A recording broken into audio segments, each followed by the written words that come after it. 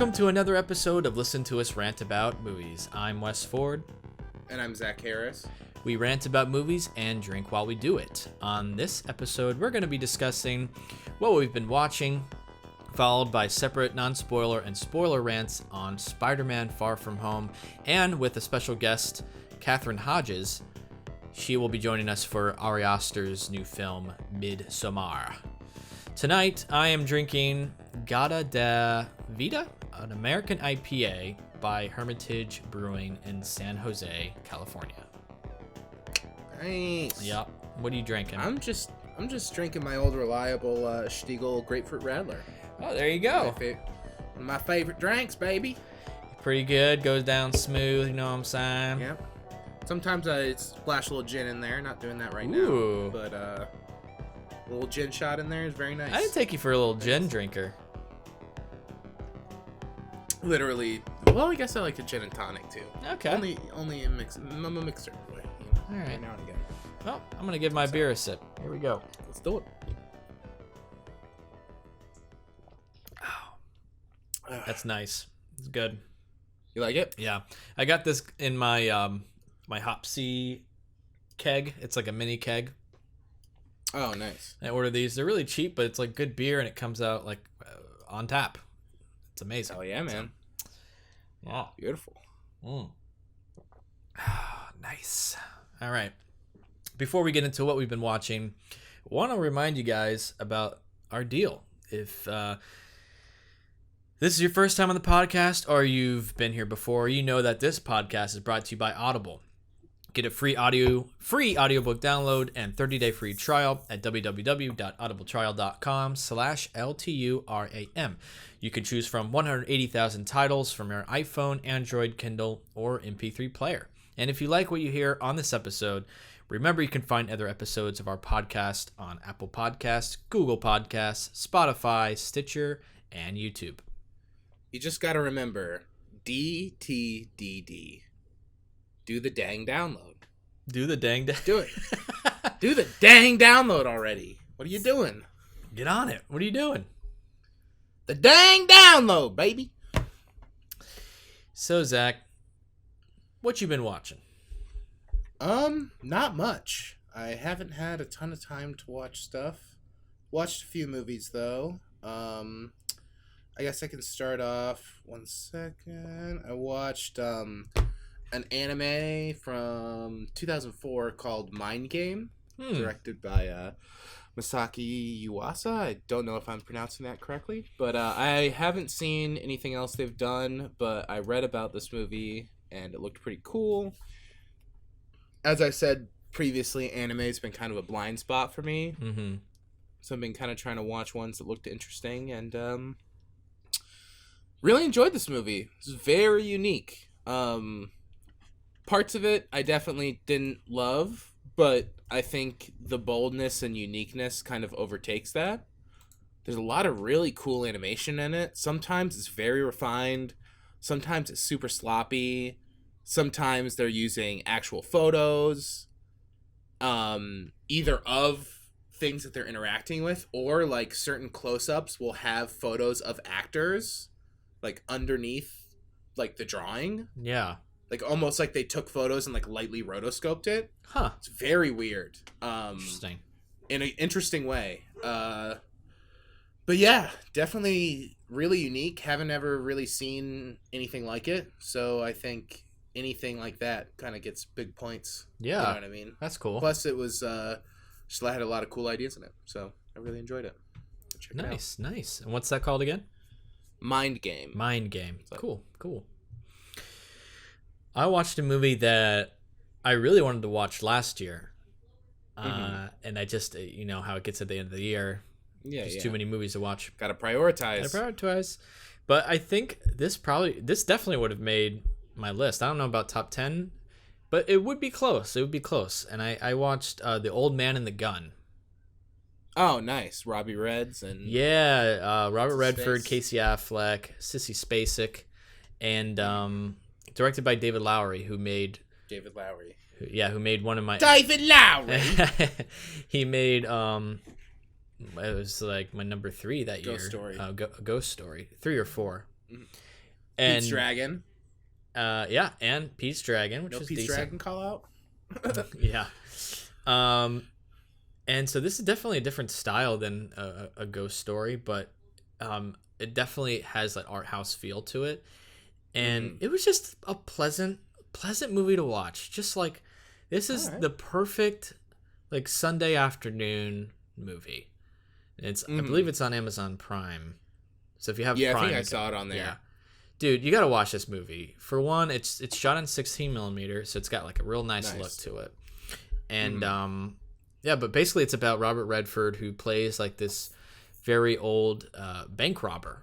You kind of find out through the movie about his life. But he's like, the whole idea is like, he's this really kind gentleman.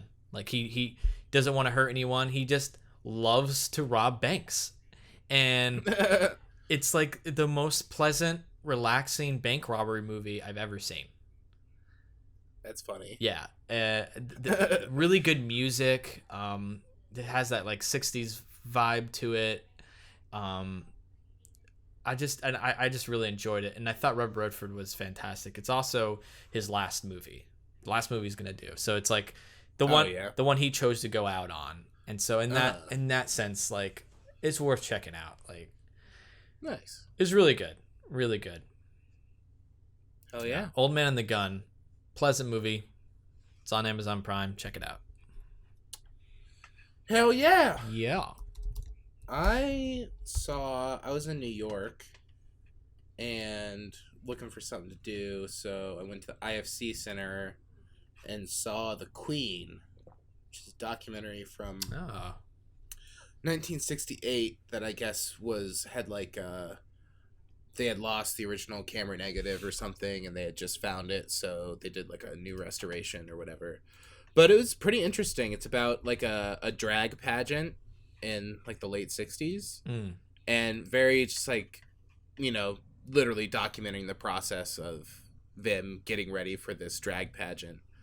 And I enjoyed it. I thought it was really interesting. You see a lot of stuff that I haven't seen in movies like that before. Like I'd seen Paris is Burning, which is kind of like a big reference point one. It's from a little later, but that's more about like voguing and like the scene of like shows and like people coming together like that. But this was more, it was even less accepted at this point. So it's a literal like beauty pageant, just like it would be otherwise. And I don't know, it was interesting. They're like they get like Andy Warhol as a judge, and like they're talking about him being late, and like, I don't know, just seeing the process of it and them kind of just like talking to the camera while they're getting ready. And I don't know, just interesting. Very much like time capsule type deal, where it's just, you know, them hanging out in a room talking, and it feels like very natural. Yeah.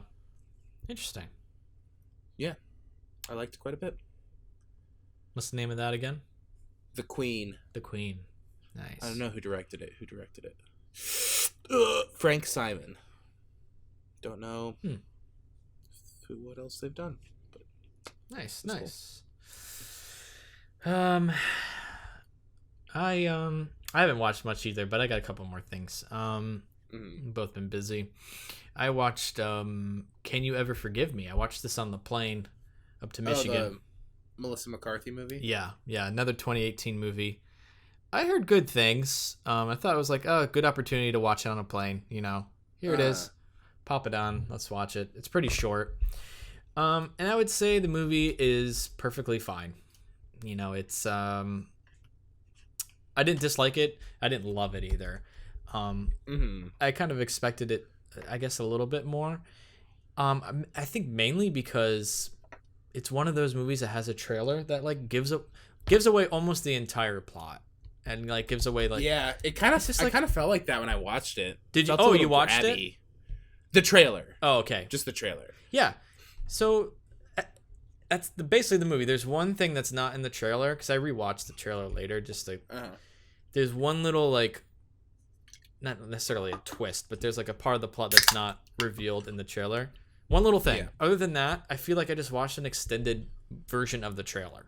Like, yeah, it's a bummer. it's like, fucking A. This is why people don't watch trailers anymore. Yeah, I would love to be able to do that. I just literally can't. I Can't know. do it. I know. I have can't to watch them. I know.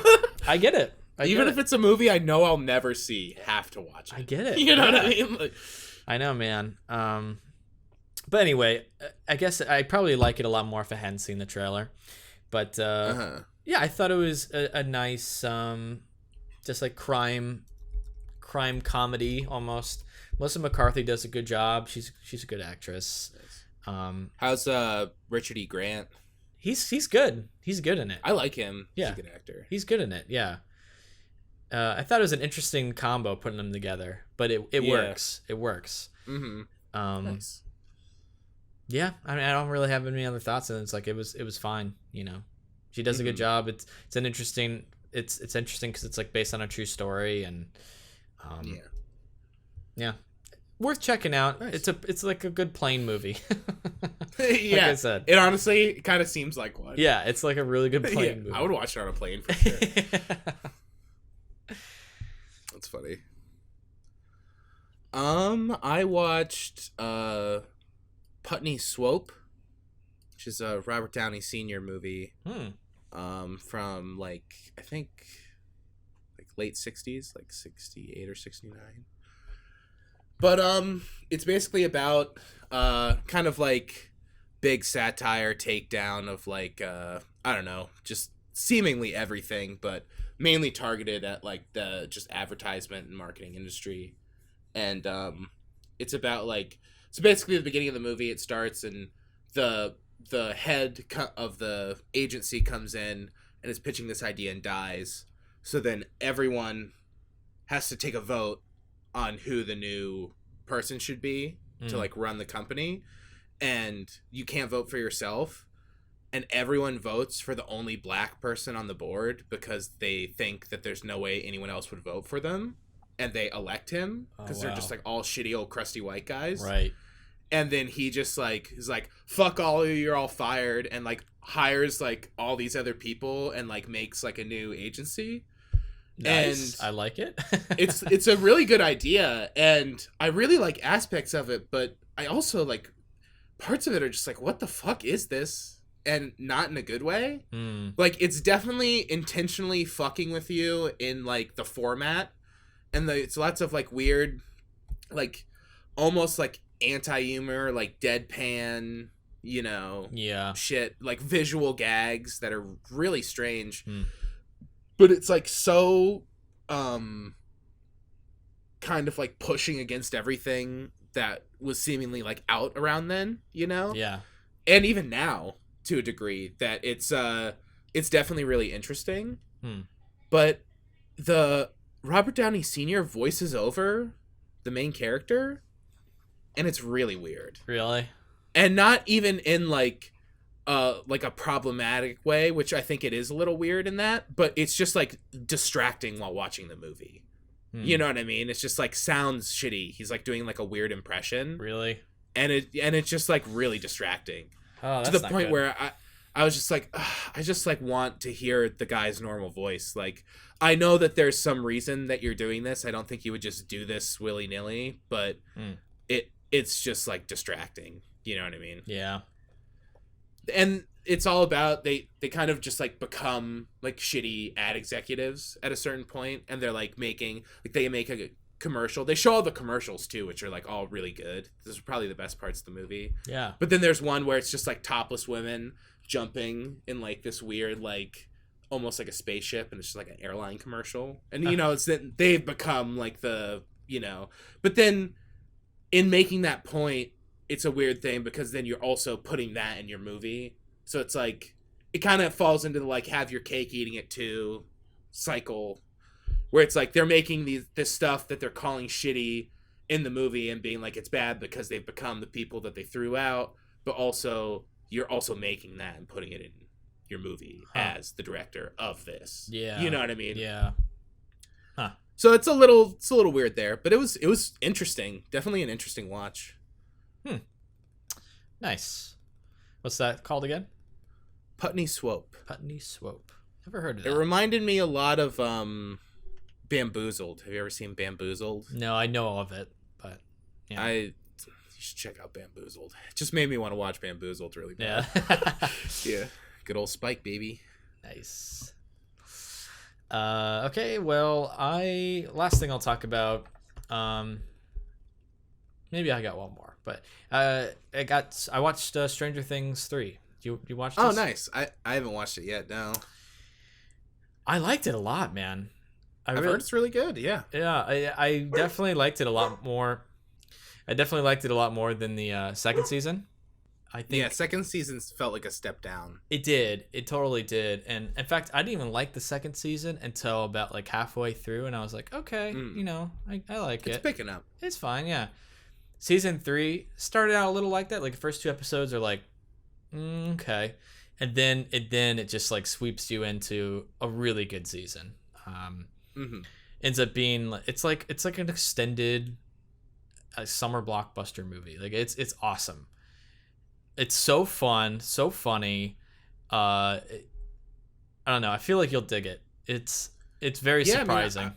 I like the first. I mean, I didn't dislike the second season. It was just a bummer. It's just like not as good. It felt like clearly not as good. But for sure, I'm excited to watch the third one. It's just classic waiting on the lady. We're together. So yeah, we binged it because we took some time off around the 4th of July, and so we binged the whole thing in like 2 days. And hell yeah, it's only 8 or 10 it's episodes. Like 8 hours.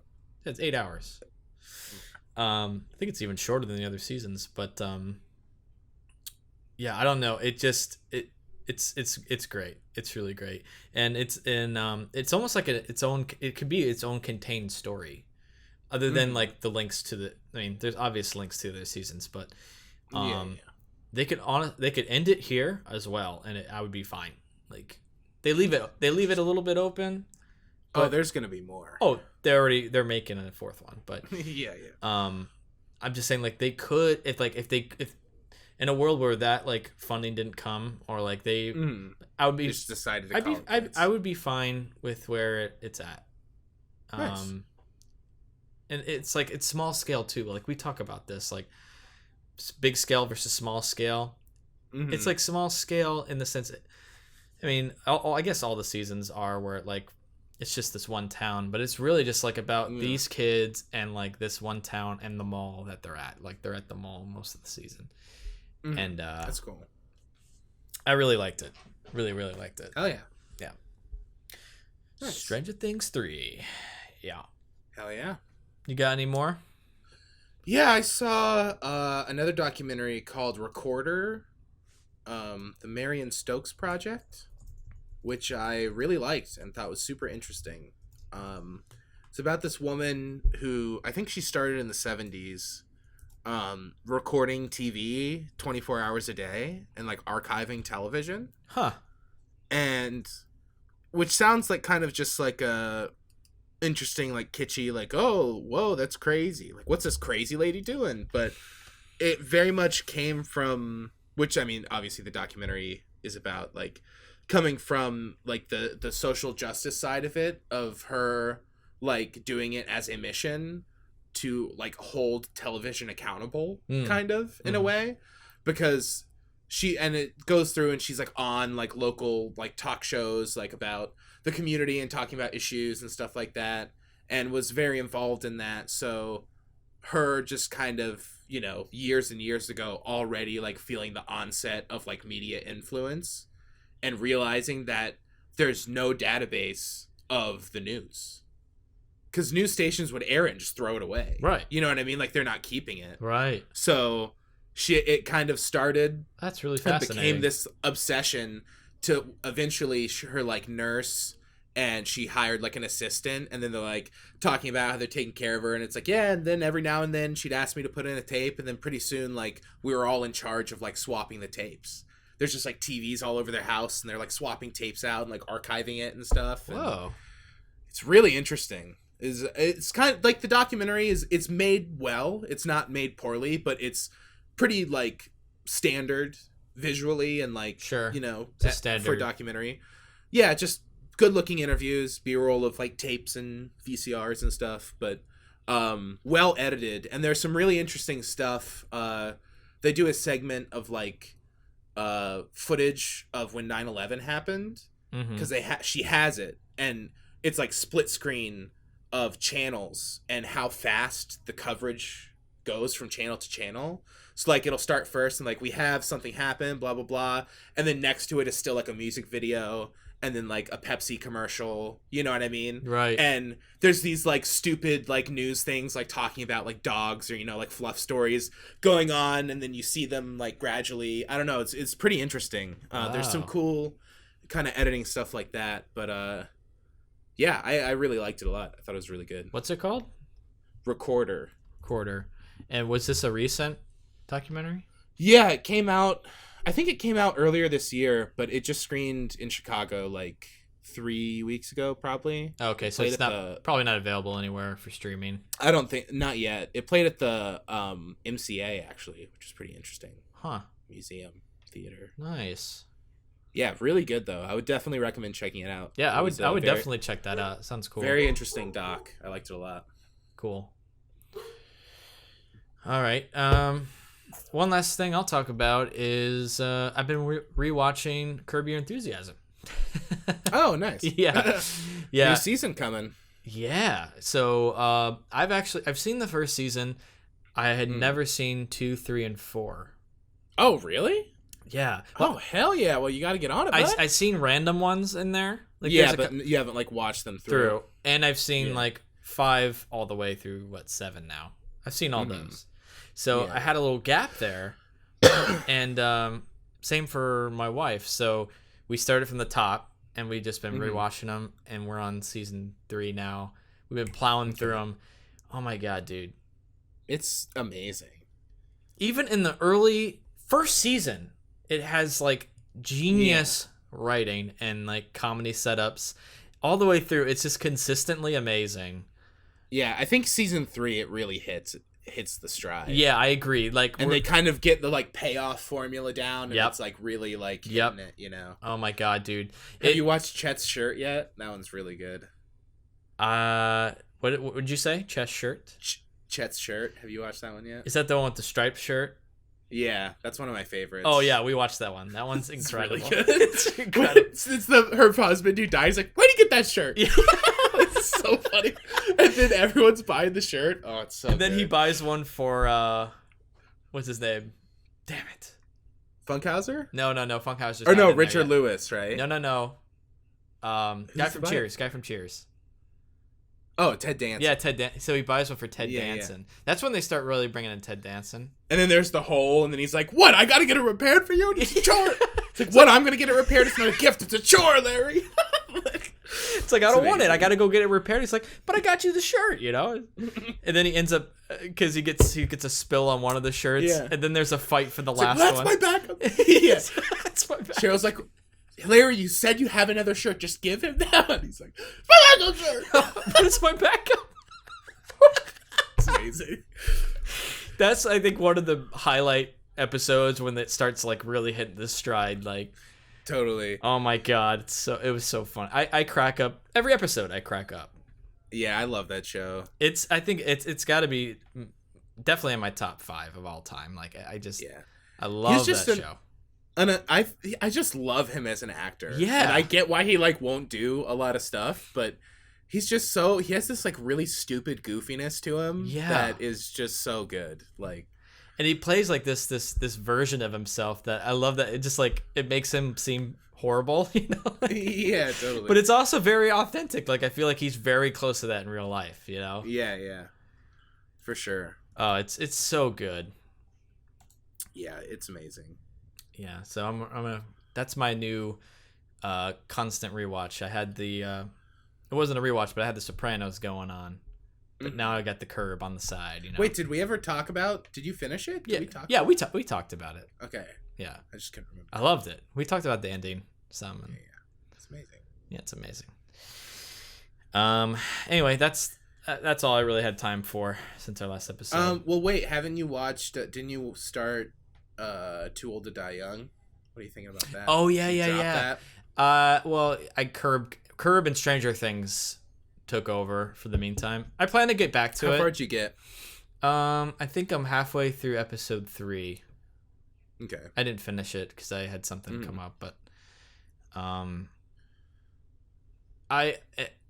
it's exactly how you described it. Like it's hard. It's a little painful to get through. But I mean, the style is I mean, every shot's amazing. You know, it looks incredible. It looks very nice. I don't dislike the score. The score's amazing. Oh my god. I feel like I'm literally just watching it for the score at this point. Yeah. Like, the score is so good. Are you still watching it? Some of Cliffy's best work. Yeah, I think I've watched till 7 or through 7. Oh, okay. That's a lot. But honestly, I'll say I don't know why I'm still watching it. I kind of hate it. Oh no! Like I kind of hate watching it at this point. But it's like I've invested so much time. Yeah. It's like there's like 2 or 3 more. I'm like I feel like I just gotta finish it. But then I'm putting it on. I'm just like oh fuck. Like yeah. It's kind of brutal. Like to the point, and it's hard because I don't know. Make a movie about whatever you want, but it's just so mean. It's like the meanest show. Like nothing good ever happens on it.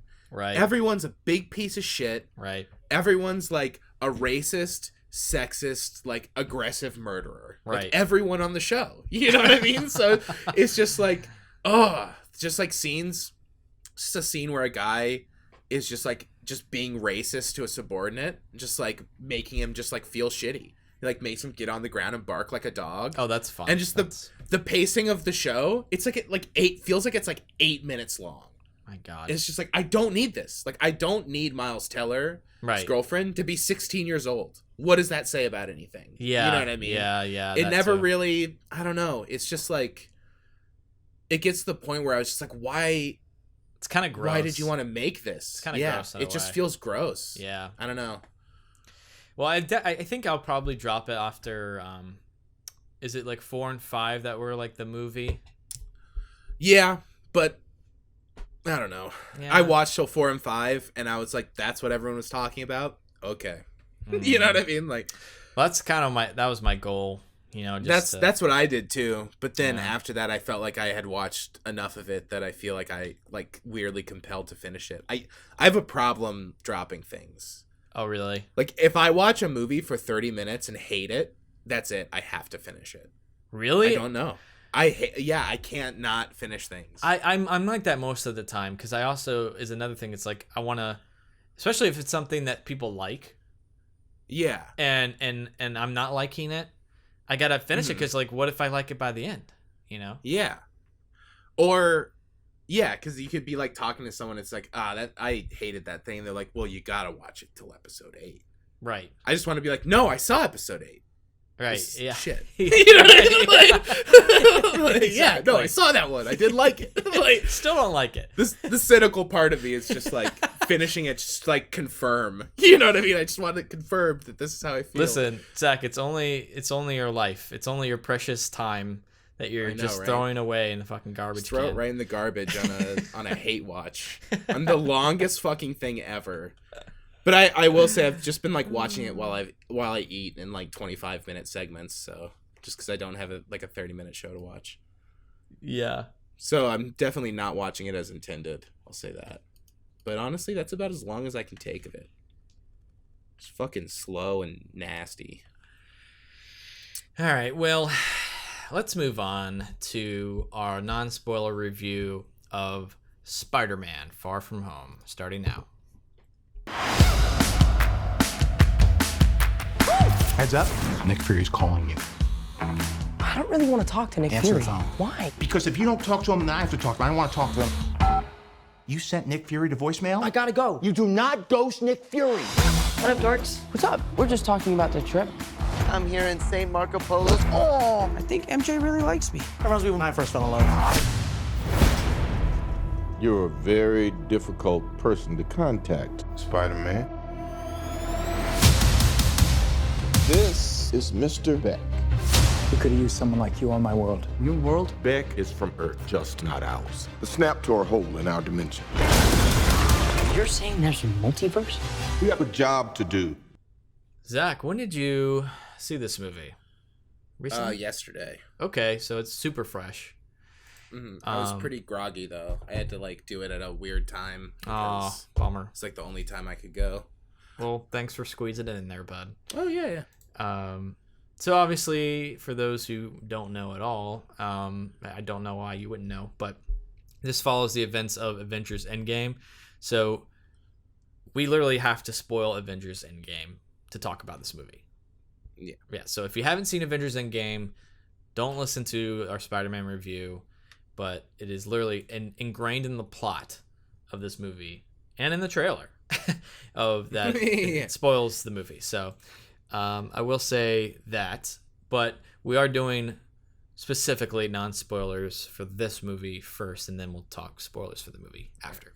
It is pretty crazy though that they're bold enough to just ruin Endgame in the trailer for this. It's pretty funny. Yeah. Everyone who cares has seen it. Yeah, you know what I mean? Exactly.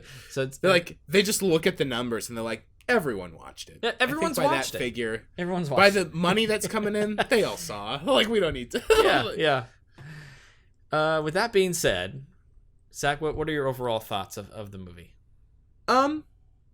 It was fun for what it is. I didn't like it as much as the other one. Homecoming. I agree. Yeah. I felt like this should have been like the third or fourth one.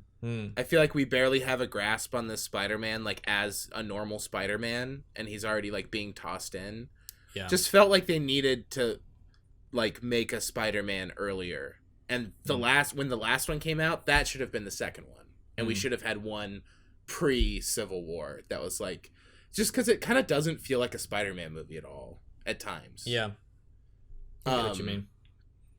Because this version, which I get, like, it's built into the universe and whatever, but it's just so much bigger than what I would think one would be. You know what I mean? Yeah.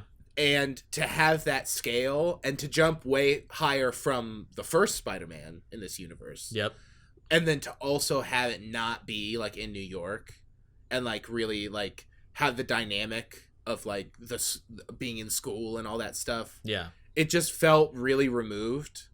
And I get that that's how it makes sense for like the storyline, but it just didn't feel, I didn't get like the Spider-Man vibe that I wanted out of it. You know what I mean? I get you. That's totally fair. We'll talk. I have something specific to say about that and spoilers. We'll get to that. But I would agree that it didn't feel like it felt very different, and it's really just tackling. It's like it's mainly to bridge the Avengers Endgame to like whatever comes next. You know. Yeah. But that being said, that being like a bridge, I thought it was like overall very fun. You know, it felt. In some ways it was a progression from the first movie, but you know, now he's changed. He's like, this is a fucking high school kid who like literally went to space and like fought the guy who killed half the universe, you know? So I think it's an interesting place to be in, especially for Spider-Man, but it's not one that I feel is iconically Spider-Man himself. Yeah, exactly. So I agree with you, but I think there's going to be an improvement on that in the future, and we'll talk about that later. But moving forward, I think Tom Holland is establishing himself as like a really good Peter Parker. I like him. I like him a lot. I like most of the performances of the kids. Yeah. I thought they were all good. Zendaya was great. I thought Jake Gyllenhaal was great. Who's his friend? I like him too. Yeah, his like best friend. Remember. I'll look him up. Yeah. He was funny in the last one. I liked him. Yeah. Can't find him right also, a little underused, but getting JB Smoove in there, I'm always in. Dude, for. that was nice. That was nice. He doesn't really have like a lot of room to like do that much, but it's still always like a good familiar face to see. Yeah. I love JB Smoove. Oh, He's me so too. funny. Love him. Yeah. I thought Martin Starr did a good job too of like playing like the teacher who's like trying to keep these kids together and like hurting them and keep them safe on this vacation. I thought he was pretty funny as well. But and obviously we can't talk much about. I won't say what, but like there's a villain in this movie that we can't talk about. We'll talk about that in spoilers. But yeah, I liked all the performances. I thought the locations were interesting. The trailer kind of sold it as like taking place mostly in like England, wasn't it? Like mostly in England, and it's not. It's like kind of all over the place. Yeah. Yeah. Yeah. I don't think there's much more we could say without spoiling. Overall, I just felt like it just made it more like the other ones when it seems like Spider-Man is an opportunity to be more of an outlier. Yeah. I feel like I like the Marvel movies that feel more like their own thing on the side, you know? So I get that. I feel like Spider-Man is one of those, and this, like, especially the globetrotting aspect, like, I get that it makes sense with the field trip or whatever, but it just made the movie feel more like one of the other ones. You know what I mean? Where they're like, well, we'll just fly, like, Iron Man will just fly there in a jet, you know, who cares? Right. You know what I mean? Like, yeah, because that's 2 movies now where he's not really in New York. Like the first one takes place in Queens. yeah. You're not in Manhattan, and you got the second one that's all over Europe. So I'm ready for Spider-Man to like tone it down and like find itself and like move forward like as a classic Spider-Man, because the initial thing was like we've seen Spider-Man in what now 3 different trilogies, different franchises. So I get how they wanted to explore the other things with the character and like go different places, but now I'm ready for Tom Holland to come back and like be Spider-Man And just like fight one villain. Yeah. One. Right. Who's not like killing everyone. And also, You know what like, I mean? I want I want Spider-Man villains. You know, like Yeah, exactly. All right. Well, we're gonna move into. Well, actually, first, just general thoughts. You liked the movie? I liked it. Right? Like. Yeah, it was fine. It was fine. Yeah. Like I didn't like it as much as the other one. And yeah, I guess that I don't have much else to say. Yeah, I have an ongoing ranking of the Marvel MCU movies on Letterboxd, and I'd say I already placed it. I placed it sort of like middle to like lower half. Okay. So it's fair enough. It's down there. I had a lot of fun with it. I enjoyed it, but I don't think it's like one of the better MCU movies. Yeah. I'd agree. It's really fun. Definitely go see it, but it's not like a standout. It's another one too where like I don't like mind it as much just because like kids will like it. Oh yeah. You know what I mean? It feels geared towards them and like, yeah, they'll like this. Who cares? But it's just not for me. You know what I mean? Like I didn't get what I wanted out of it personally. Yeah, for sure. So I'm checking out your list here. Pulling her up. See where she's at. Pull her up. Pull her up. Pull her up. Whoa, over Infinity War. Yeah, over Infinity War. Infinity War has like I like that movie less and less, I think, as time goes on. Anyway, that's a whole other discussion. Behind Age of Ultron though. And Age of Ultron has improved for me. I'm on the stinker train on that one. Whatever though. But you see where it's at. It's like in the middle. Yeah. Ish. It's almost directly. You got 23. It's number 12. It's number 12. The backside. Number 12 out of 23. Not too bad. And Spider-Man's is probably one of my favorite comic book characters of all time. So. Oh yeah, totally. Still feels. It's also hard, and I mean, this is not they like. What are they gonna do? They have to do this, but it's just like I just saw a Spider-Man movie that was amazing. Like I don't. You know what I mean? It's like it was so good. Like I don't need another one this fast that like isn't as good. You know? Yeah, that's technically because they have the MCU version and then they have like this. It's like a separate thing, but yeah, I know. Into the Spider-Verse though, I watched the first half of that today, and then I had to get on here, but I was like hanging around doing stuff, and I watched. It's just like because it's on Netflix now, so I just like popped it on. Yeah. I'm like, this movie it's so good. Into the It's Spider-Verse. amazing. It's so good. It's amazing. It is amazing. Yeah. Anyway. All right, let's move into spoilers for Far From Home, starting right now.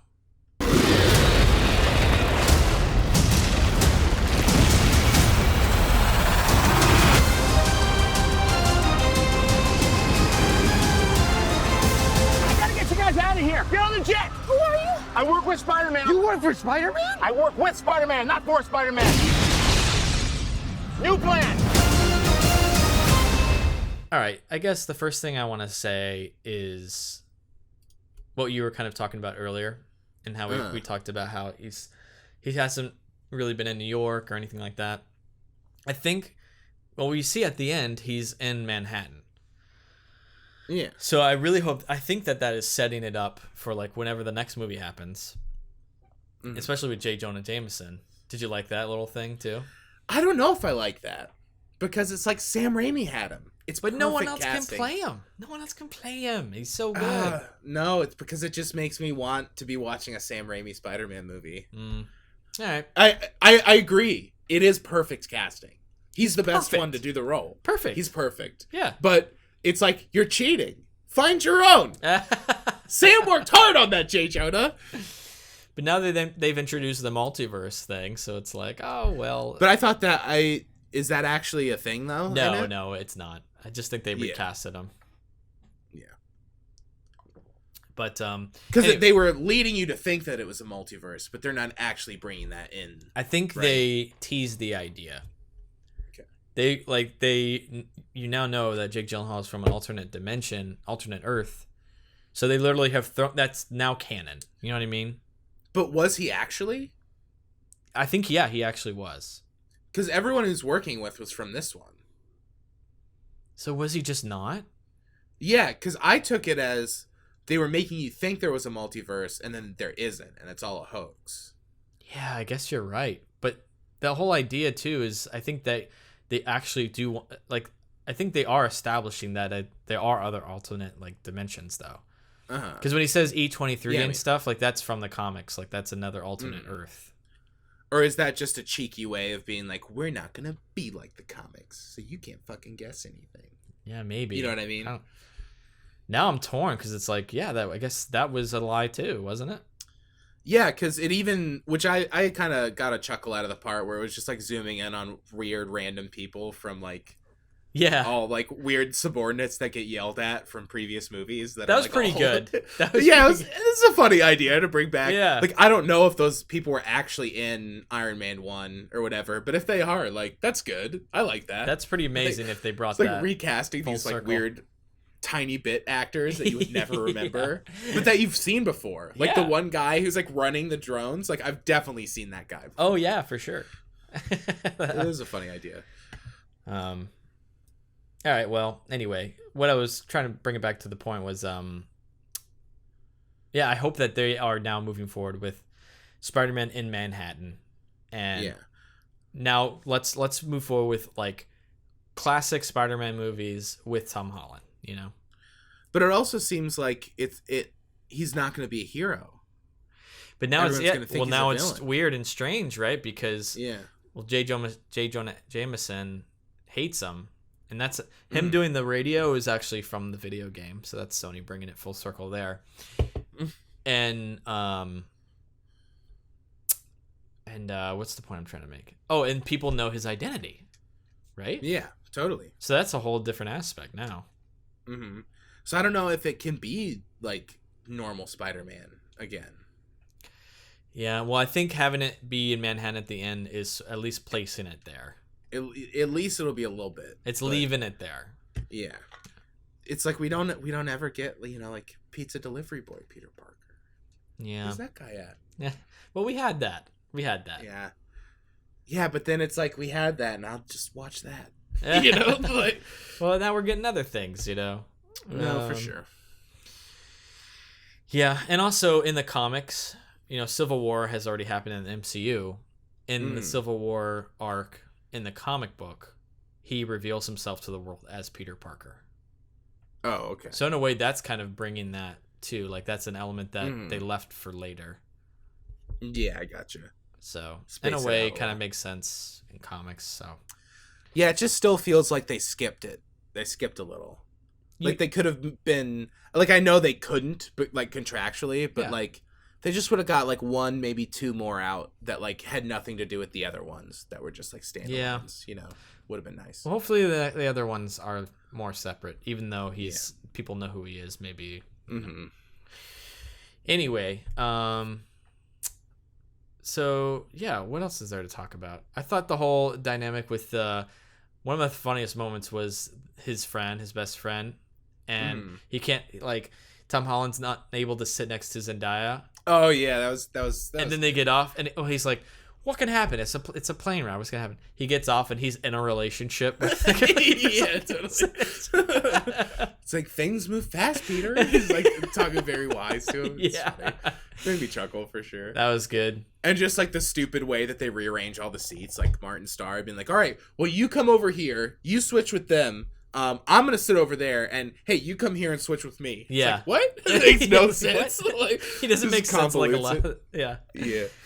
And he finds out he's a terrible planner. Like, all the hotels they have are horrible, and it's like a terrible vacation. Like, yeah, totally. I also liked shit, what was I gonna say? Something. Lost it. what else did you like? That one just flew away. Yeah.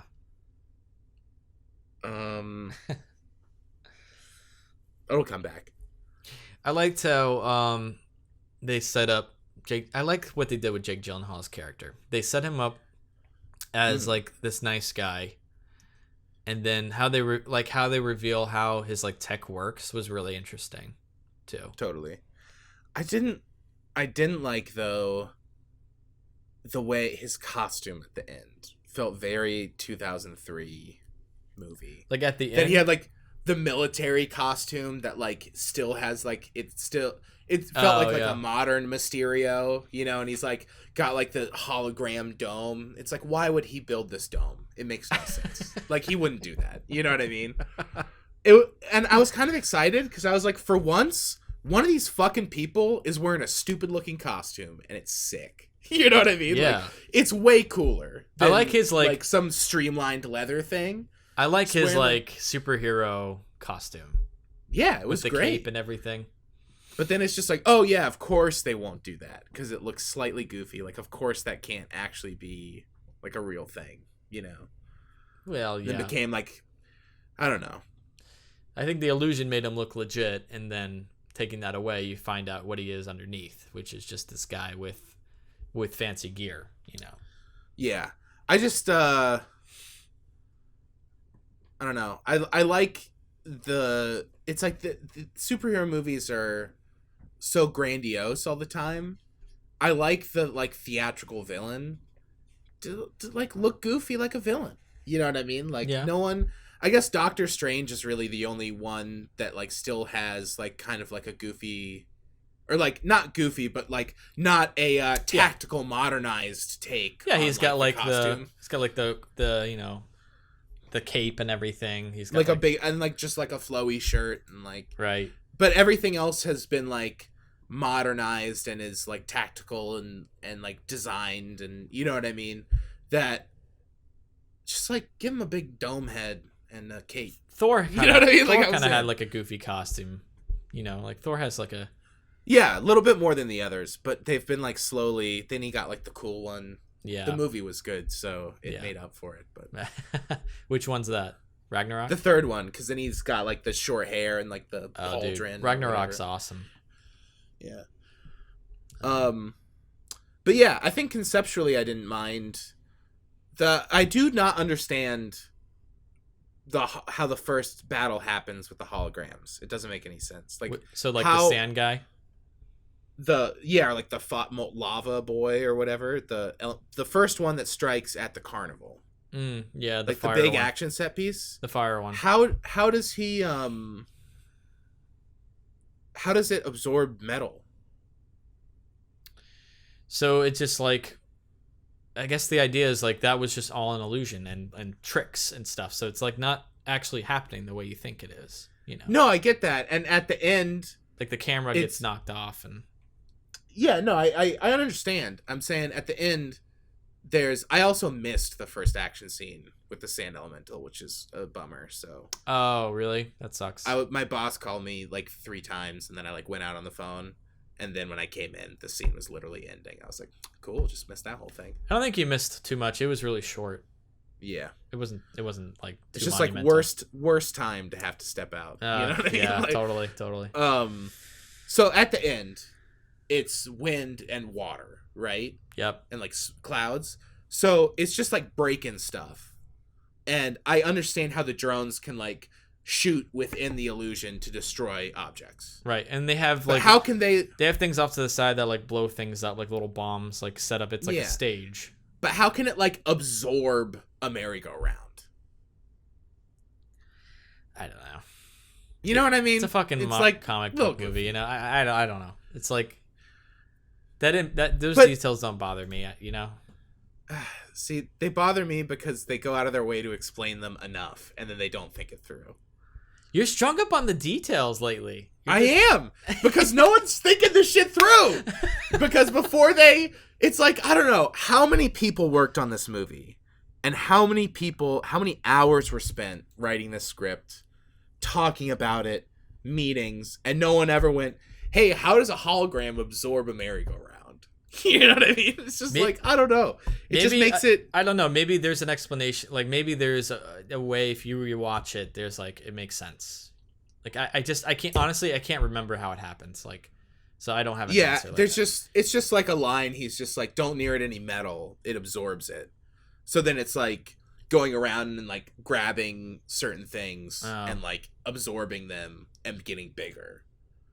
You know? So it's like, if it's absorbing it and gets bigger, I get that they can just make the drones make a bigger guy. Right. But like, where is the shit that's going inside it going? Yeah, I don't know. I didn't even... Unless that it was even all occurred to me. holograms, which there's also like, he throws rocks. Like Mysterio is throwing rocks at it. So I get that, but also Spider-Man's throwing rocks at it. So how are the rocks like going? Did the drones just catch them? I don't know. Goofy. I feel like they might be falling in like into the hollow area. Yeah. I can't explain the And Ferris then- wheel. Can't explain that. But the rocks Yeah. maybe, you know, go Mhm. through and they just like fall down or something. Yeah. But a Ferris wheel, you got me there. I don't know. Yeah. It's like, how does it absorb that? I have no idea. It doesn't. It can't. Yeah, it doesn't happen. Yeah. What else? I feel like I'm missing some critical stuff. I thought the relationship. I thought like Zendaya was great, and like the relationship between them was kind of like a an liked it. offbeat kind of relationship. Yeah, I like that. That's what they're doing with Mary Jane. She's not just like a standard like, Yeah. hi, I'm cute and like kind of like you. You know what I mean? Not like they're making Yeah. making it different and interesting, more Yeah. real feeling. For sure. I'm in on that. Yeah, I like it, and she's great too. Mm-hmm. Yeah, and I guess it makes sense with Samuel L. Jackson. Like he's kind of dumb throughout the movie. But did you stay through the credits at the end and everything?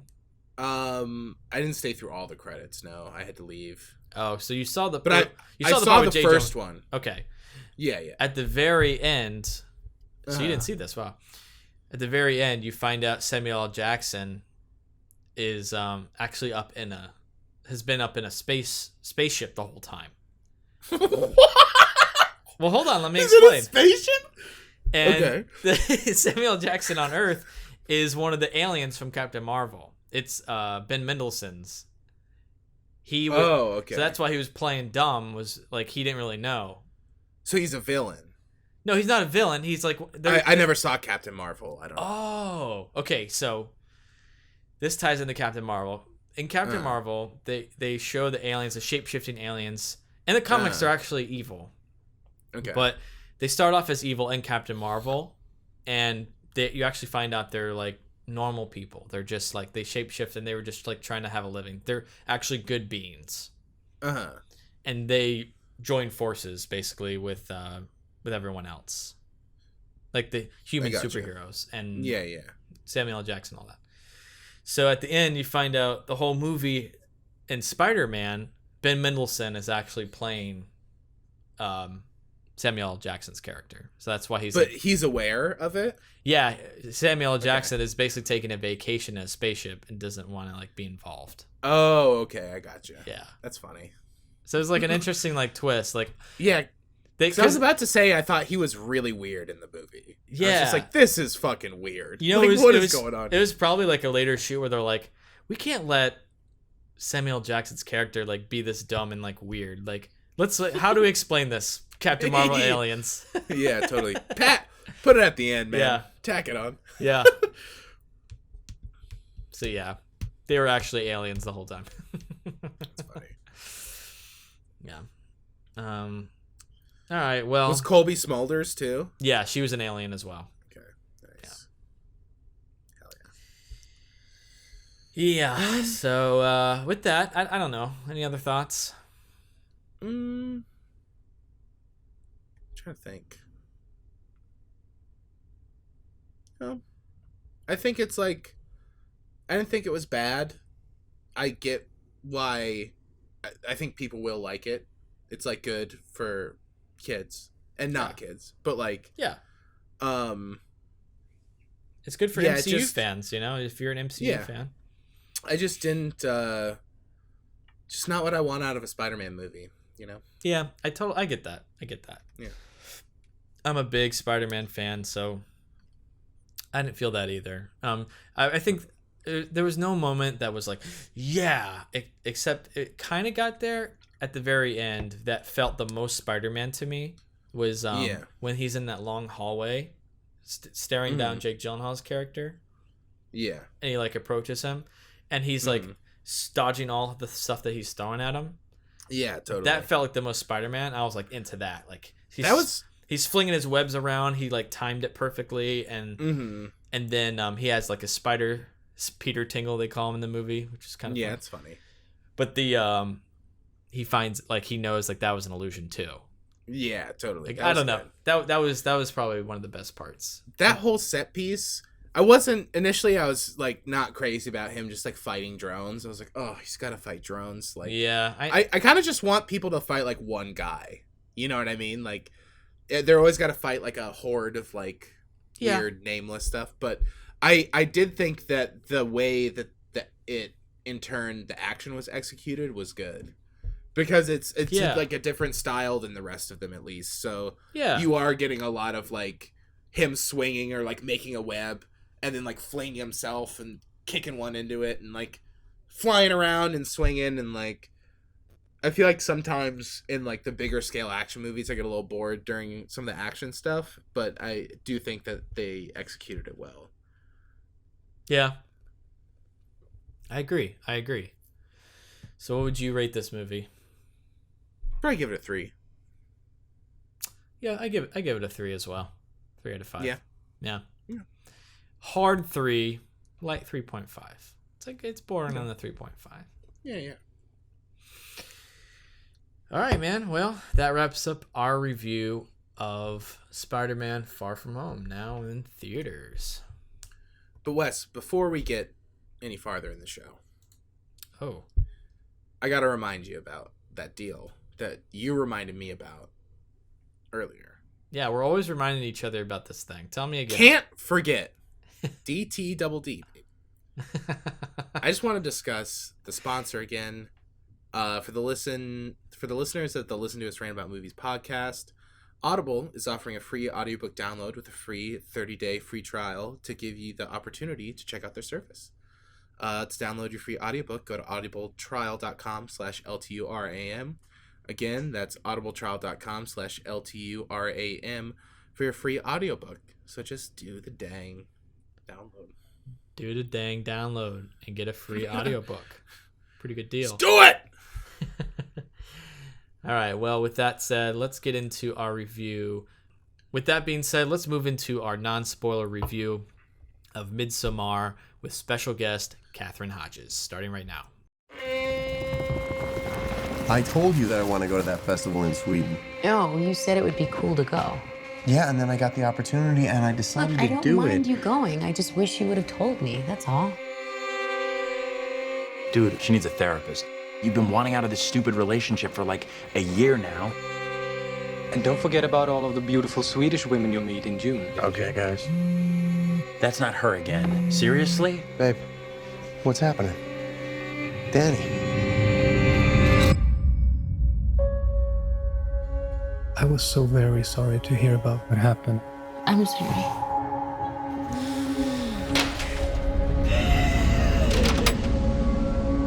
I invited Danny to come to Sweden. You know what she's been going through. Christian says you've got this special week planned. It's sort of a crazy festival. Special ceremonies and dressing up. That sounds fun.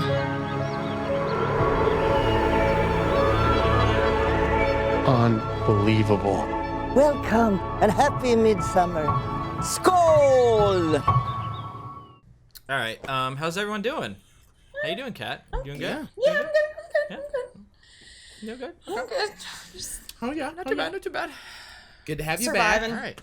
Oh, thanks. It's It's good to be back. It's good to have you back, and we're gonna talk with you, Catherine Hodges. We're gonna talk Midsommar, and we're gonna do non-spoilers and then spoilers. Okay. And so let's first talk about a little bit. When did everyone see this movie? How long ago was it? Whenever you saw it. Yeah, When Kat the frick and was I that? actually went. Kat and I went together with some coworkers. We all went with a big group. That was fun. That was like a couple weeks ago. So it's been a little bit for us. Yeah, I But saw Zach, it you saw it more recently? last like Wednesday, Okay. Probably a little fresher than. Tuesday or Wednesday. Yeah. Okay. So, well, Zach, it's fresh in your mind. What did you think? Your general overall thoughts of the movie? I was pretty disappointed in it, honestly. I thought it was fine. Oh no. Wow. But I didn't think it was why? nearly as strong as Hereditary, personally. I thought I liked Hereditary a lot more. But I'll say that also I enjoyed it. Oh, I'll wait for. I enjoyed it. You're good. Hold on. The dog's still in here. And I saw Ridley too. Yep, too many animals. Howdy, animals. You lost your privileges. All right. And there's a fucking ice cream truck outside. So that's fun. Anyway. So you didn't like it as much as Hereditary, right? No, and I'll say that it was something I was definitely distracted at certain things while watching it, but I think when it ended, or I was really enjoying it until a certain point, and then pretty close to the end, and then I feel like the more I thought about it, the less it made sense to me. But what did y'all think? Kat, why don't you go for it? Okay. I mean, it was a very fun movie-going experience. I don't know, maybe that was just because it was with, like, big group, and, like I thought, like, the theater, like, everyone was, like, really, like, laughing at the same things. Which, I don't know, I think that kind of heightens the experience, but I really liked it. I didn't think, I mean, of course, everyone's, like, going to compare it to Hereditary, because, you know, he's only got 2 movies, so, like, what else do we have to compare it to?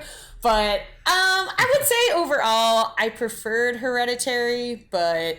I really appreciated what he was doing. I liked it. I give it a strong, like, 7 out of 10 for me. Like, I want to watch it again for sure. That's like a no-brainer for me. Like, I really want to watch it again and pick up on different things I didn't pick up the first time.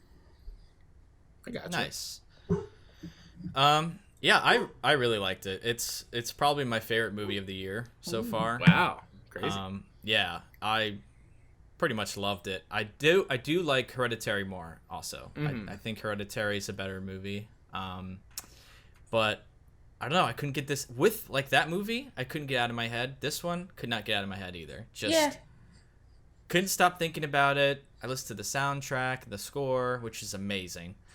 And I don't know, I just kept thinking about it. And when a movie does that to me, I know that I really like it. So I think there's some things that we'll talk about that could have been improved and stuff like that. But overall, I thought it was like a really good experience, and I think it probably maybe with the people too. It's just fun. It's just good times. It was really fun. This movie is definitely more. It's a dark comedy, right? Yeah, like it's, for sure. I suppose, I think I went into it thinking it was going to be like a horror movie, and I'd say I don't think it's what people expect. I definitely think it leans far more towards a horror movie than a comedy, though. It has horror elements, but it has definite dark comedy roots. You would shelve this movie under comedy, like in a genre, like separated by no, genre. No. Okay. No, I would shelve it in horror, but okay, yeah. It definitely has dark comedy undertones. Yeah, I mean, no, you I'll could agree argue with that. it's a romantic comedy in a weird way. Yeah. You could make that argument. It's just like a very dark romantic comedy. Yeah. Honestly, I don't think it even has a genre. It's not. It's hard to categorize. Yeah. It's not. Yeah.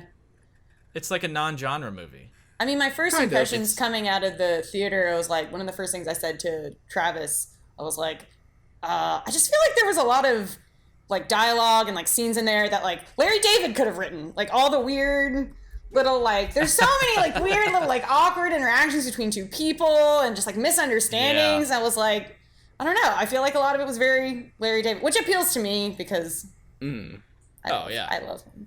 But, you know. Oh, I love Larry David. Yeah, I definitely thought there was a lot of good writing in terms of like the relationship stuff. Like it was like clearly laid out, not necessarily badly clearly laid out, but it was like very well. Just the dynamics in their relationship were like clear, yeah, you know what I mean. That was the strongest part of the movie for sure. Like the relationship between the two people. Like that's I think like what it is really really about. Like, yeah, for sure. Like everything else is kind of like fluff and filler and like just layers of theming, but like I think it's like at the end of the day, like that's what it was really about, for sure. Agreed. Ari Aster even said he wanted this to be like a breakup movie. Yeah, and it is. He wanted to make. Yeah, it's like the worst breakup ever. Yeah, I just didn't necessarily get why. Like I understand that that's like the goal, but I didn't understand why that was like paired with this concept, I guess. So I did read like... Oh, sorry. Go. Mm-hmm. No. What were you saying? Well, I did read. I tried to not do too much reading because I knew I was going to do this, but like I couldn't help myself a little bit. And I did read that like he was approached to do the movie. I don't know. It was like some Swedish tourism board. I don't know. Someone brought him the idea of like doing like a a horror movie about like a Swedish commune. And then like the timing, it was like he was just like in a really like going through a really terrible breakup. And so yeah, I could see how that could feel kind of disconnected. I mean, and just hearing the reasoning of that, I was like, okay, so you just kind of like force it into being a relationship movie a little bit. But I could see that argument definitely. Because there's the strong family like thematic crossover. Well, I guess this is getting into spoiler territory. I know it's so difficult to separate the two. I'm like, is this is a tough one to talk non-spoiler. Yeah, this is tough. Yeah. Well, let's skip that for now. I guess it's just general stuff. Like, what did you guys think of the score? Do you think the score was nice? Like, did you like that, Zach?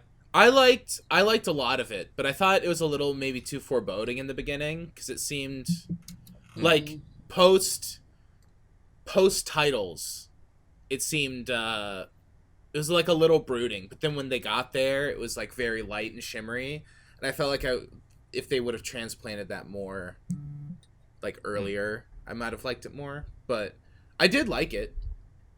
It didn't stand out as much as the Hereditary score to me, though, I would say. Yeah. I think it was very interesting to do this material, like the way it was shot too. You know? It was like, very really bright, yeah, very pretty, lots of color, very bright. I like the little bit of overexposure too. It was kind of blown out. Yeah, like everything was like a little hot and bloomy, and it looked very nice. I would say. Yeah, whatever you say about it, like it was very visually appealing. Like whatever issues you could have with like pacing and that was an issue for me, but like yeah, it was very pretty, and like just on that alone, like I was very entranced watching it because I really liked all the visuals. Like I feel like every time he tried, like, he could get away with it, he's like, I want to do something interesting with this shot. Like, every opportunity. And so I really appreciate that he didn't just, you know, sit back and do, like, a lazy thing. He tried, you know? He tried really hard, and it came off well. I think it was. Yeah. I thought the edit was really good. Like, the editing was really good. Other than the pacing, which I think some of us agree with. Like, I felt like it kind of the pacing, like in the second act, kind of lulled a little bit too much. For sure. It should have like sped up a little bit, and then it picks up again in the third. But other than that, like the transitions and like the edit itself I thought was there was fantastic. A lot of like planned out match cuts, you could tell, and like cutting to like matching imagery, even if it wasn't like a similar like composition or whatever. Like the one, it's in the trailer, but the one where she walks like to a bathroom, and then it like pans over, and she's in the plane. Yeah, that was nice. I like that a lot. That was pretty cool. So yeah, stuff like that. I appreciated that technical aspect. Absolutely. A lot of the design is really cool too. Like, I like all the art. Like, I liked opening up just on that big like mural, and then like sliding apart just for a second. That was cool. Like all the buildings with all the like funky angles. And what beer are you drinking, by the way? I don't know if we talked about it. Yeah, we didn't. It's talk about Radler, it. the Stiegel. Have you ever had this? I love Radlers. I haven't had that one though. Oh yeah. I've had the Leinenklugels. Oh, I can't. Oh, okay. Arguing. That's just funny. Oh man. Yeah. That's really fun. What do you have? Oh, I just picked this up this was the most crafty looking thing I could find at the 7-Eleven near my house. But it's a bungalow, Belgian wheat, and it's made in Orlando. So I was like, well, nice. You know, Bungalow. It's bungalow, Belgian wheat. Have you ever had this, Wes? What is it called? It's called Bungalow Belgian Wheat Beer, Ivanhoe Park, which I didn't know there was a brewery over there, but it's like not too far from where I live. So I was like, well, I guess I gotta try it. Yeah. The can looks familiar, but I have never tried it. It's tasty. If you like wheat beers, it's like, it's nice. I like it. Nice. I don't regret my decision at all. Yeah, I am drinking Gata da Vida. It's an American IPA. Oh, I've heard of that one before. I feel like we've had that one Hermitage. at work together. Someone's like brought it in or something. Maybe. What type of beer is it? IPA? American IPA. That's what it What's says. the difference between an American IPA and just an IPA, though? Do you know? Does anyone know? I do not know. I don't know. It's made in America? I don't know, yeah. Yeah. Maybe it's American hops. It's American hops. Oh, okay. But it's from Hermitage Brewing in San Jose, California. That's the spot. San Jose, nice huh? Yeah. San Jose? So beautiful there. God, it's probably like 70 degrees there right now. It's like you 90 just came here. from there. I know. It's so nice. Oh, I can't talk about it. Yeah, as soon as we got off the plane, you're just like, yep, here we are again. We're back into the hellscape that is Orlando, unfortunately. Well, you just came from Michigan, right? I just came back from Michigan, and how was that? When we first arrived there, I was like, this sucks, because it was just as hot. And then it cooled down. Okay. It cooled down by the third day. You got something. And then it was gorgeous. Okay. Like it is beautiful there. It was really nice. Yeah, there was like the day of my brother-in-law's wedding that I went to. It was perfect. It was like a perfect day. So that was nice. Hell yeah. But overall, pretty hot still. Damn it. You always think, I went north, I better get some payoff here, you know? Like, no, it's like it's like 90 something here today too. Oh, it's like 95 or oh my god. No, I don't like that. The north is supposed to be cooler. You can't. I know, right? That's Florida's turf. Bullshit. It's bullshit. Moving. I'm over it. Well, you guys just want to go to spoilers? Yeah, the spoilers are so much funner. Yeah, I let's think. do it. I don't know. It's I like, don't know what else we to gotta like, say. we can just let our guards down and talk about like how we really felt, you know, Yeah. without being like so like anxious. Like, oh crap! It was like, am I gonna say something that ruins the movie for someone? No, Yeah. I refuse. Okay. All right. Well, I would say Move on over. just last thoughts. Overall, I really, really liked it. Mm-hmm. Positive. Kat, you liked it. I have very really positive liked feelings. 45 minutes, and then I liked it, and then I didn't at the end. What's your 7 out of 10 though, Zach? What's your 7 out of 10? If you got to put it on a scale. If I got to We rate do the it, 5 scale. Oh, you do Yeah, the we 5? do the 5 Oh, scale. crap. Yeah, okay. yeah. Well, now I have to do like math in my head. And, I don't know. It's like a 3.5 for me. I'd give it 4 out of 5 for me. I give it a 3. Okay. Like just right. 3. Yeah. Okay. Yeah. So we're a little Alright. That's we're fair. a little ramp up there. Yeah. Okay. Well, let's get into spoilers Woo! then. for Spoilers! Midsommar right now. What time is it? 9 p.m. That can't be right. The sky is blue. This is what 9 p.m. is like here.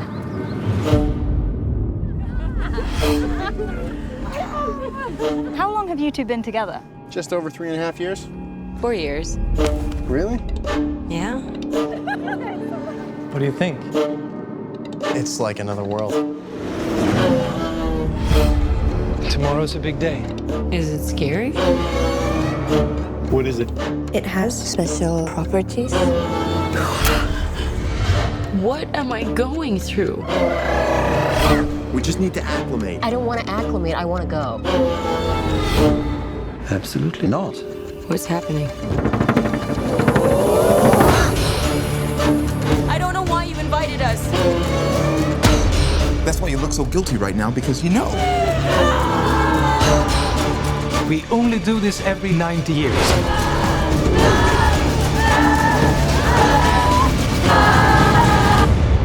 I was most excited for you to come.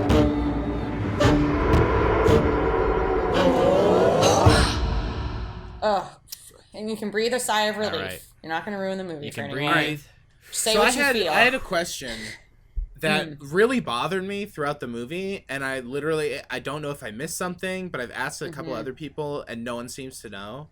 What happens every 90 years? The festival. The festival, yeah. But it doesn't. It happens every year. No. No. Then how are there photos of how does he have the photo of last year? He says like this is last year's May Queen on his phone. The special they have the like the festival, but they don't have like the big festival of when they bring outsiders in. They only do that every 90 years. But then what does the May Queen do? Because they have that every year. I don't know if she does anything. She just wins. She just like She just is wins. there. She just wins. She's just a winner. Yeah. Okay, she's a winner. Yeah, she won the games. Yeah, she's She gets a cool hat. she won. She gets to be covered in flowers, and it just everyone seems does what like- she says. I don't get it because it seems like if like he's talking to her about it, it's like this is a once in a lifetime opportunity, and it's like not really because it happens every year except they just don't kill people. I will say that I Yeah. did have a similar question in my head though. Like I was a little confused as I was watching it. I was like, okay, yeah, like does it happen every year? Like I did have that same question.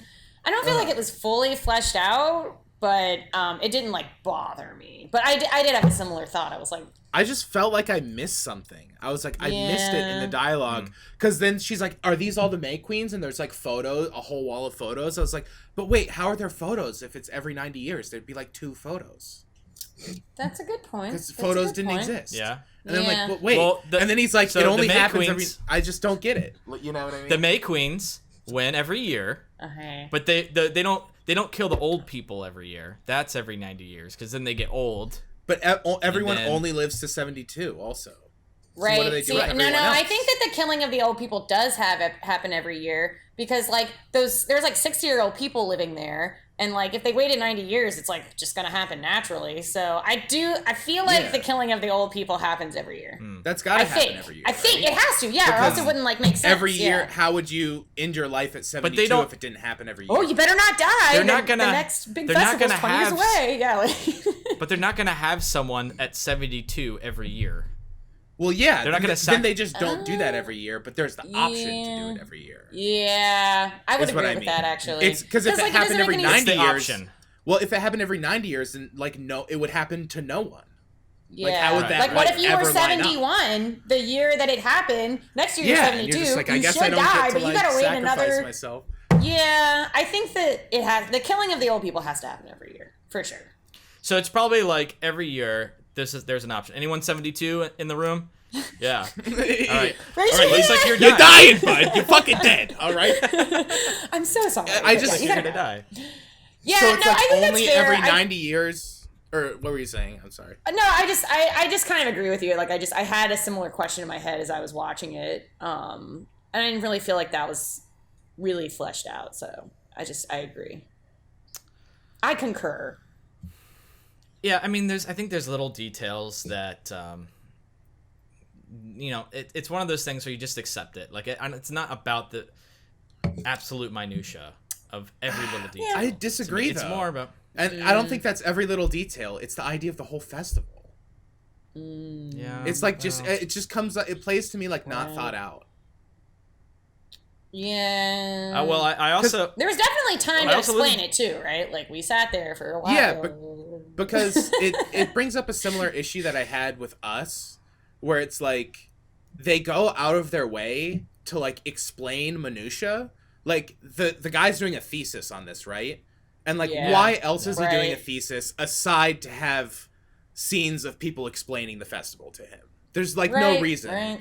So it's like there's scenes of him describing the minutia of them like writing these ledgers that they use every year, but like they don't explain like what the festival is because it's a mystery, but they know. Like that one guy knows. You know what I mean? It just seemed kind of weird. Yeah, I feel you. Yeah. Yeah, I listened to a podcast with Ari Aster talking about the movie, and he said that it's definitely not a script that he was like super happy with like going into because he wrote it really fast because he said Hereditary hit theaters and started hitting the festivals, and he immediately went into shooting Midsommar like right away. Makes sense. It seems like a big undertaking to release in like almost exactly a year later. Like it's a quick turnaround. It was like he's been nonstop since Hereditary. He should take a vacation. Even with he talked about how like the success of Hereditary, he didn't get to like that hasn't even sunk in yet because he's been working that whole time. Yeah. So like Hereditary became a success like while he was shooting this movie and creating this movie. And at some point he had a really bad breakup, so we'll cut him some slack. Yeah. We're sorry, Ari. Sorry, Ari. Completely side note, you guys after this should look up there's a video online that he created like in college. It's called Tito's Dick Fart. Oh, I saw you log that on Letterboxd. It's very, very intriguing. It's on Letterboxd. Oh, really? Tito's Dick Fart. Yeah. You just mean it's log. I thought you meant like you can watch it on Letterboxd. No. You can log it on Letterboxd, but it's like 5 minutes long. Okay. But it's like a hilarious fake product about dick farts and how to protect you from your dick. Anyway. I've got it open, ready to watch as soon as I'll definitely watch Tito's Dick Fart. It's pretty good because you know that Ari Aster was once a stupid college guy at one point. Yeah, totally. Makes me feel good. Everybody sucks at some point. Yeah, exactly. But yeah, so I guess let's start from the top to really analyze this thing. The tippy. I liked the difference between the two. Like Midsommar is mostly at this festival where it's all bright and everything, and then you had like this dark. It's in winter and it's like dark and everything. It's a nice contrast. That was actually visually. It was actually probably one of the best parts of the movie. Yeah, it was cool. It was a great opening. Setting that up, yeah, great opening, and it was just like like shocking when you found out like how the sister killed herself and the parents and everything. Yeah. Oh yeah, that was good setup where like the phone's ringing and like they just look like they're asleep and you're like, oh, they should pick that up. And then no. Yeah. They did. Yeah. I thought it was maybe traumatizing. Maybe a little much to have the taped in hose. Maybe a little bit. Oh, like into her mouth? Yeah. It was a little overkill. I don't know. Because it gets tough because I get it, and it should be scary and shocking, But it's also like making like, it's like she's just bipolar, but she's also like a scary villain. It's kind of weird. Well, no, I think that like people who kill themselves, a large part of it is like, and this is just anecdotal from friends and just reading, but like I think people who do it, like they want to be shocking, like they want everyone to feel how bad they felt. And so, I mean, I think people do it in shocking ways. I mean, people do crazy stuff like lay on top of train tracks or like, I don't know. I mean, if you like read the Wikipedia list of unusual deaths, which is like the best Wikipedia list of all time, if you read it, like the ways people have killed themselves are like really shocking and strange. So I don't know. I mean, it was definitely like not the most efficient way to do it, but I think that it's fair to say if like someone was like really mentally ill enough to do that like they could do it in an extreme and a shocking way. Like I guess it was, my problem was less of the execution and more of like putting that in the movie as someone who's bipolar. You know what I mean? Like making bipolar look like that. Like suicidal? Or just like evil. I don't know. It can be, but it can't That's be, a little weird. You know? Maybe a touch. I can see how someone would take it that way, but I don't think that was the intention, and I didn't personally take it that way at all. Yeah. But I see where you're coming from. Like just a touch. I don't know. Just a touch. Maybe, I mean, honestly, have her in the car. Maybe the face was too much, but have the hose like go to the door like it did with the parents. Yeah, I had no problem with that. My main thing was panning over to see her like, and it's like really crazy, and like I get that they're setting it in, and it's like, oh, bets are out. This movie's fucked. It's crazy. Like you got to open bold, but just a tad. Just I like, will say it was a little didn't settle hokey right. compared to the rest of the movie. Like it was more traditional horror than the rest of the movie, which was not traditional. So I will give you that. Yeah. You can have that. Still, good opening though. It was a good opening. I liked her calling and then her like calling her friend. Yeah. What's that? Yeah. I liked how long it was. Like you sat in it for a long time, and all of a sudden, the opening credits came in. You're like, whoa! Like, where am I? Like, how long have I been here? Like, yeah. And like when he gets on the phone, you just hear her screaming, and it's like, oh, jeez, like, oh no! And I definitely and he's like walking feel up, like, yeah. I felt like she definitely like watched like Toni Collette's performance in Hereditary and was like, I gotta do the scream like this because it was like so similar. Which still good screaming, excellent screaming, but I was like, it's definitely Toni Collette screaming. That's her wail.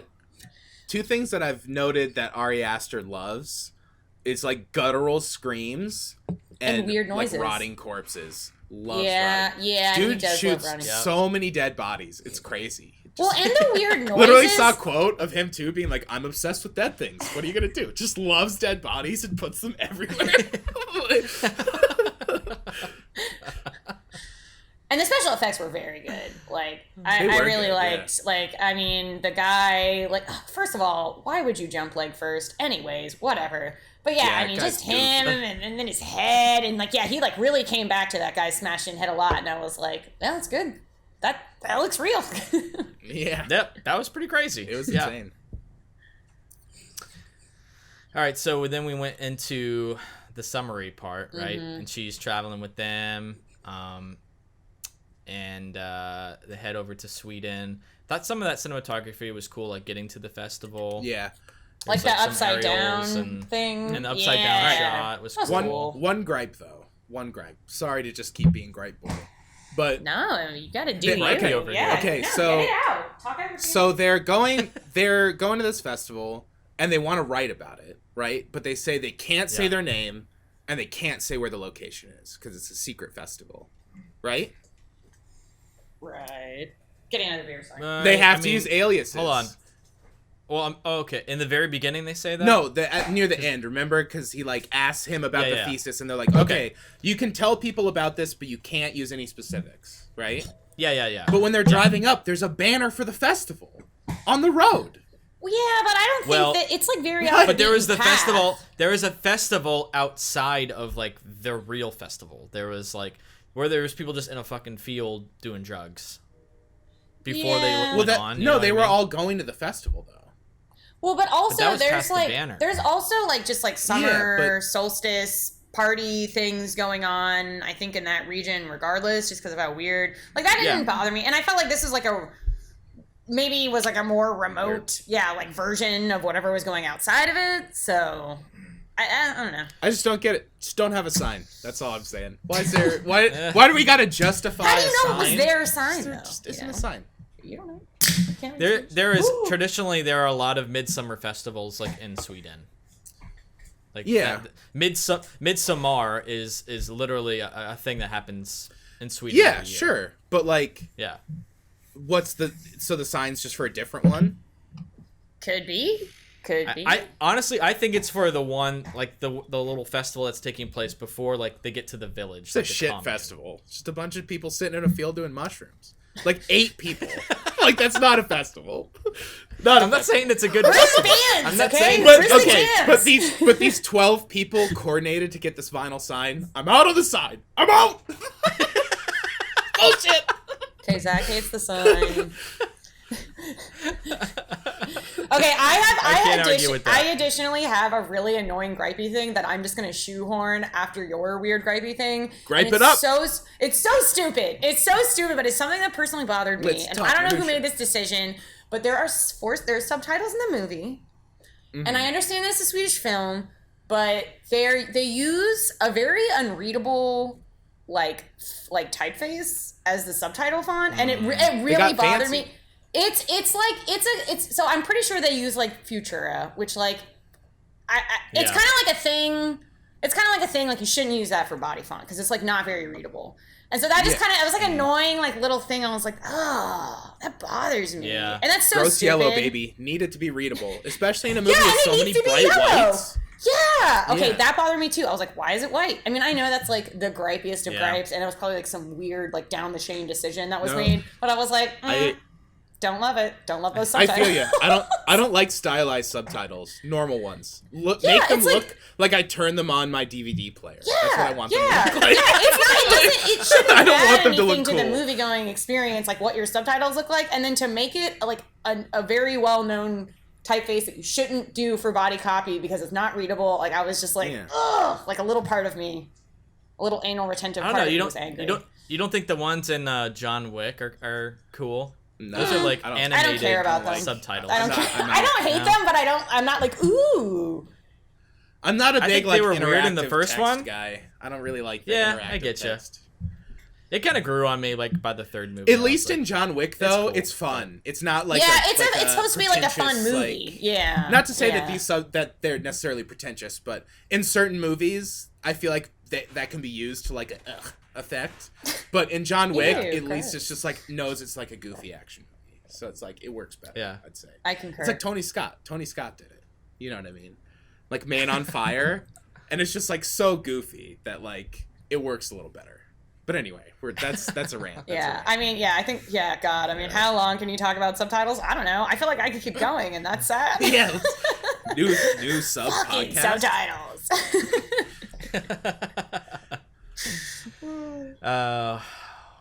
Well, what else is there to talk Well, let's keep moving through the okay, plot. so they arrive. Well, actually, you know what? Real quick though, I know we should have talked about this in non-spoilers, but we didn't talk about the like some of the performances. Like I thought Florence Pugh was amazing. I thought she was very good. She's a great actress. Yeah, I liked her a lot. I like her. Yeah, I'm a fan. Mm-hmm. She kind of carries the whole movie. I mean, she does. Oh yeah, absolutely. It all rested on her shoulders, really, like the success of it, and she did a really great job. Yeah, I'm a fan of hers now. I definitely can say that. It's like, she carried it. She's really good. Have you guys seen Lady Macbeth? She's in there. That's the first movie I saw with her. She's super good in that too. Hell yeah. Maybe she's just like a good actress, spotting a trend. Maybe. I think she's supposed to play the younger Black Widow in the Marvel movie. Oh, really? I think, or plays like the sidekick or something. Like she's in the new Black Widow. She's movie. Lil Widow. I'm not gonna watch it. Lil Wid. Yeah, she Lil Wid. Lil Wid. Honestly, I would see the shit out of that movie if that was actually real. It's not. That would be amazing. There's no way. No, obviously. I'd watch it. Lil Widow. Yeah. Just turns into like a modern rapper. Like the face tats and goddamn little spider. The SoundCloud rappers. Anyway. Yeah. Yeah, she was super good though. She did a really good job. Didn't love Jack Rayner. Didn't love him. Didn't think he was bad. Didn't love him. Is that her is that her boyfriend in it? Yeah. Yeah, that's her boyfriend. I mean, I thought he played a very convincing, like, kind of asshole. Like, you kind of see where he's coming from, but he's like kind of an asshole. Yeah, just so unaware of himself.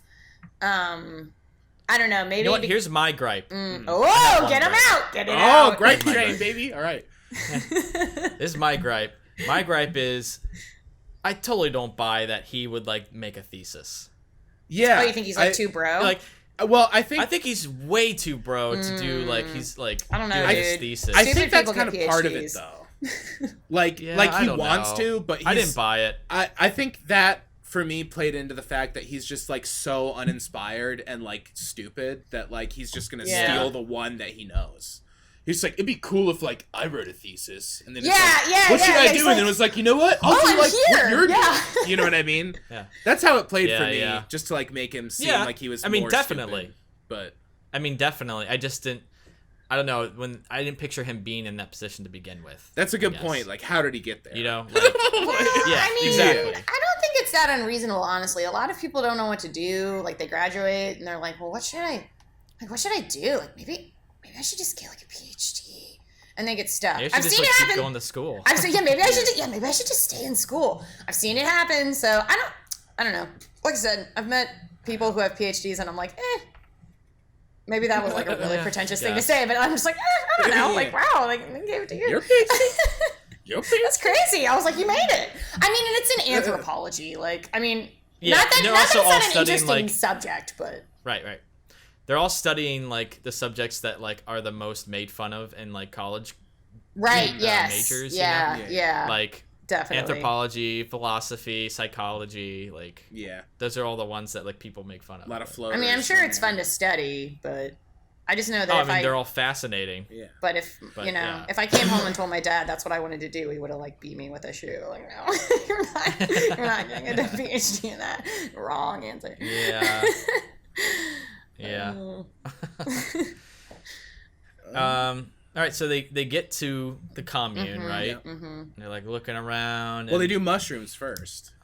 They do mushrooms first, so it all seems like surreal. Which, you know, another thing is like, I could see why that was used as a device, because if they're just like fucked up on hallucinatory drugs the whole time, then that. Yeah, of course, things that are happening around them, they're just like, whoa, you know, they're like, oh, that's crazy. They're not gonna be like, we should get the fuck out of here. This is insane. They're more like willing to like do whatever they want, take more drinks, do weird rituals. Totally. Do you feel like there's like some, I don't know, like I've been kind of ruminating on this a little bit, and I'm not sure if it's just like something I'm drawing a conclusion to that wasn't really like intended, but like, do you think there's like any, like he's trying to like say anything about like cultural relativism and like, I don't know, like is there anything like weird and like xenophobia, like is there anything like social justice-y he's trying to say, or is that just in my own mind? Like, did you get those vibes? Possibly. Yeah, there's something. I think it says some stuff about, you know, the younger generations of being too millennial and hippity dippity, like sort of allowing too much of people to do what they think is their culture, right, to like a fault, right. I kind of felt that. Mean? Yeah, like I mean, with the old like people killing like themselves, the downside I was like, to, yeah. But like when they burn the people, I think it's commenting. It's commenting a little bit on like being too complacent, like the millennial lifestyle of almost too much respect sort of thing. Yeah, and allowing I them feel to like live out their culture to a fault. Yeah. I feel like I'm not saying the right words, but do you kind of get what it's a difficult subject. It's a difficult subject. You got to tiptoe and be respectful. Where does that place him as a filmmaker making a movie about this? Well, he clearly hates the goddamn millennials. I mean, that's for yeah. Well, I'm just saying, like him as a filmmaker, like making like a horror movie, like a genre movie about something that is real in another culture. Yeah. If that's what he's commenting on. You know what I mean? Cuz yeah, I mean, he made up a culture though. No, cuz it's research based off actual things. I think right? it's like kind of like a pagan pagan things there. It's based off real pagan religions and stuff like that, but it's a completely made up society and religion. He made up the religion. Okay. Yeah, I thought it was like, because we all like have that idea, especially in like the US, I think, like, oh, like Scandinavia, like so cool, so progressive, like, and we're like so comfortable with them culturally, right? Like they're like similar to us, but like maybe just even a little cooler. And I thought that was cool that like that was kind of the society, like he chose to like make this like weird kind of like xenophobia inducing movie about, was that like, you know, something that we feel like, oh, like here in the US we relate to them, but then, you know, throwing the old people off the cliff. I think that kind of heightened to like the weirdness of it. I was like, oh, like you don't expect those people to do that. That's a good thing to start off with, I think. Yeah. Like for the festival itself was just like so shocking. It's crazy. And you know, but they were friends with the one guy who was from there, so he's just like, you know, it's just fine. like a culture, it's just like our thing. It's just like, I know it's probably weird for you. So I kind of get where they're coming from with that. How much of it do you know is based off actual stuff, like rituals? Well, like I said, I listened to that podcast where he was like talking about the movie, and like most things are made up, like in the sense of like the throwing themselves off the cliff, that's made up, and like clearly the burning at the end is taken from like Wicker Man and stuff like that. Yeah, like definitely inspired by movies. The bees, not the bees. They built that from that whole like village from scratch. Well, it's very cool looking. So the design, so they went in and built the whole thing. Yeah, I was very, but like all the paintings and stuff, like they drew from lore of other like religion and stuff, but like they created their own. That's why things don't connect a lot of the time. Like that's why we're like, why are they doing that? Why did it? Because it's all made up. You know? I guess I was curious about that. I just think that's an interesting line to ride, because I don't think. Can you imagine if he made a movie about like a traditional like African ceremony that people go to and all get murdered by them? Like very different, right? And it's obviously would be very different, but it is kind of a thing where it's like you're rooting it in another culture, commenting on it, but like where does that leave you if you're using another culture's history for like something made up? I don't know. And I'm not necessarily knocking it. I just think it was a similar thing, not to sidebar too much, but like when Isle of Dogs came out and people were upset about it, it's like, well, no one was upset about Grand Budapest Hotel, but it's the exact same thing. It's just because it's in Europe. Yeah.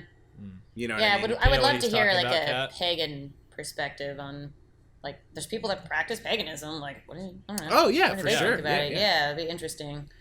Don't know any, but... Yeah, I don't necessarily know. I don't know any pagans. the answers or anything like that. I just think it's interesting because I think certain people get fired up about certain things, but then it's like, well, where is that line? And you know what I mean? Yeah. Well, it's because they're white. So well, exactly. Yeah.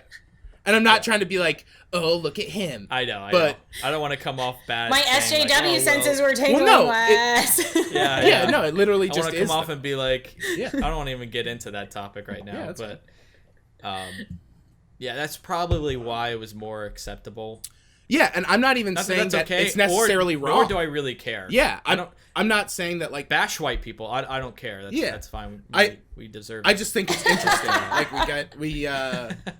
You know, I just think it's an interesting, like, I don't know where the line is.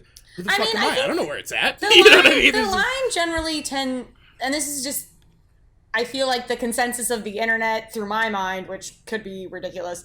I think the line tends to be drawn as like, are these people historically like shit on and like people have been racist towards them? I think that's generally the line. Like, okay, like, is like, is anyone racist against Swedish people?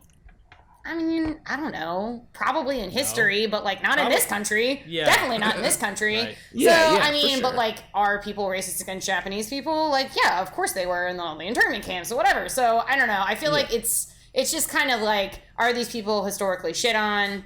No, we're probably okay.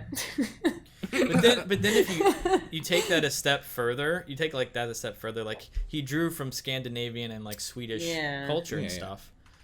Can you that means you like literally can't create anything from scratch because you have to draw from something. Like literally everything's been done. Like I can't. Like, I might could create, like, a new religion out of nowhere. It's going to be drawn from something because... Tell Elron Hubbard that, you know? Tell Elron. Elron. That's true. He made up his own thing. Tell Joseph Smith that, Wes. He just came up with his own. Well, I guess it was based on Christianity, so... But now that's taken. I can't do an alien religion now. You don't know that. You don't know that. I think, for me, it's interesting because during the movie, I was like, especially like the lungs coming out of the back and like the foot coming out of the ground, and I don't know necessarily which is better, but it's like, is it better for him to have just made up these ideas, or is it better that these are like specific things that he found and like, you know what I mean, and like took for, and I don't know which is better, like less problematic, and which is like better for the movie. Like, does that matter? I don't know. Just thought it was an interesting point. We don't need to would love to suck hear down it too far, but it's all right. It's a good point. It's a good point. It's interesting. What else we got? All right, so I guess going back to going through the movie again. You're at the festival. No, let's talk about cultural relativism for hours. Let's just keep going. We saw the suicide deaths and so good. And then what comes after that? They're sort of just like at the festival for a while. Like that's where I felt like it started dragging for me, so it's hard to remember exactly. We had such build, big payoff, and then like they're like eating at a table another for thing a while. that bothered me. Here's another thing that kind of bothered me, and it kind of leads into where we were at. Was they're like, so this is the point of the movie where they are starting to discover like what their culture's about, blah blah blah. He's studying for their thesis, and the one guy goes into that one temple where they share, like they have all the knowledge. And they introduce that the weird inbred. The inbred kid. I'm out on that. I feel like we didn't get nearly enough information. I wanted more inbred kid. 2 minutes of screen time. Yeah, he was, and like, weird. I wanted to know about him. Like, what's going on with him? What are his thoughts and feelings? Like, he's a little weird looking, but I feel like he should have been like ingrained into the movie more. Like he should have maybe been doing like some of the murders, or like they use him to do the murders, or they just used him as like a weird. They're like, look at this like fucked up deformed kid, isn't he creepy? Yeah, he just like scribbles on pages. It's fucking creepy. And then he comes back later for 1 second and just like watches them having sex.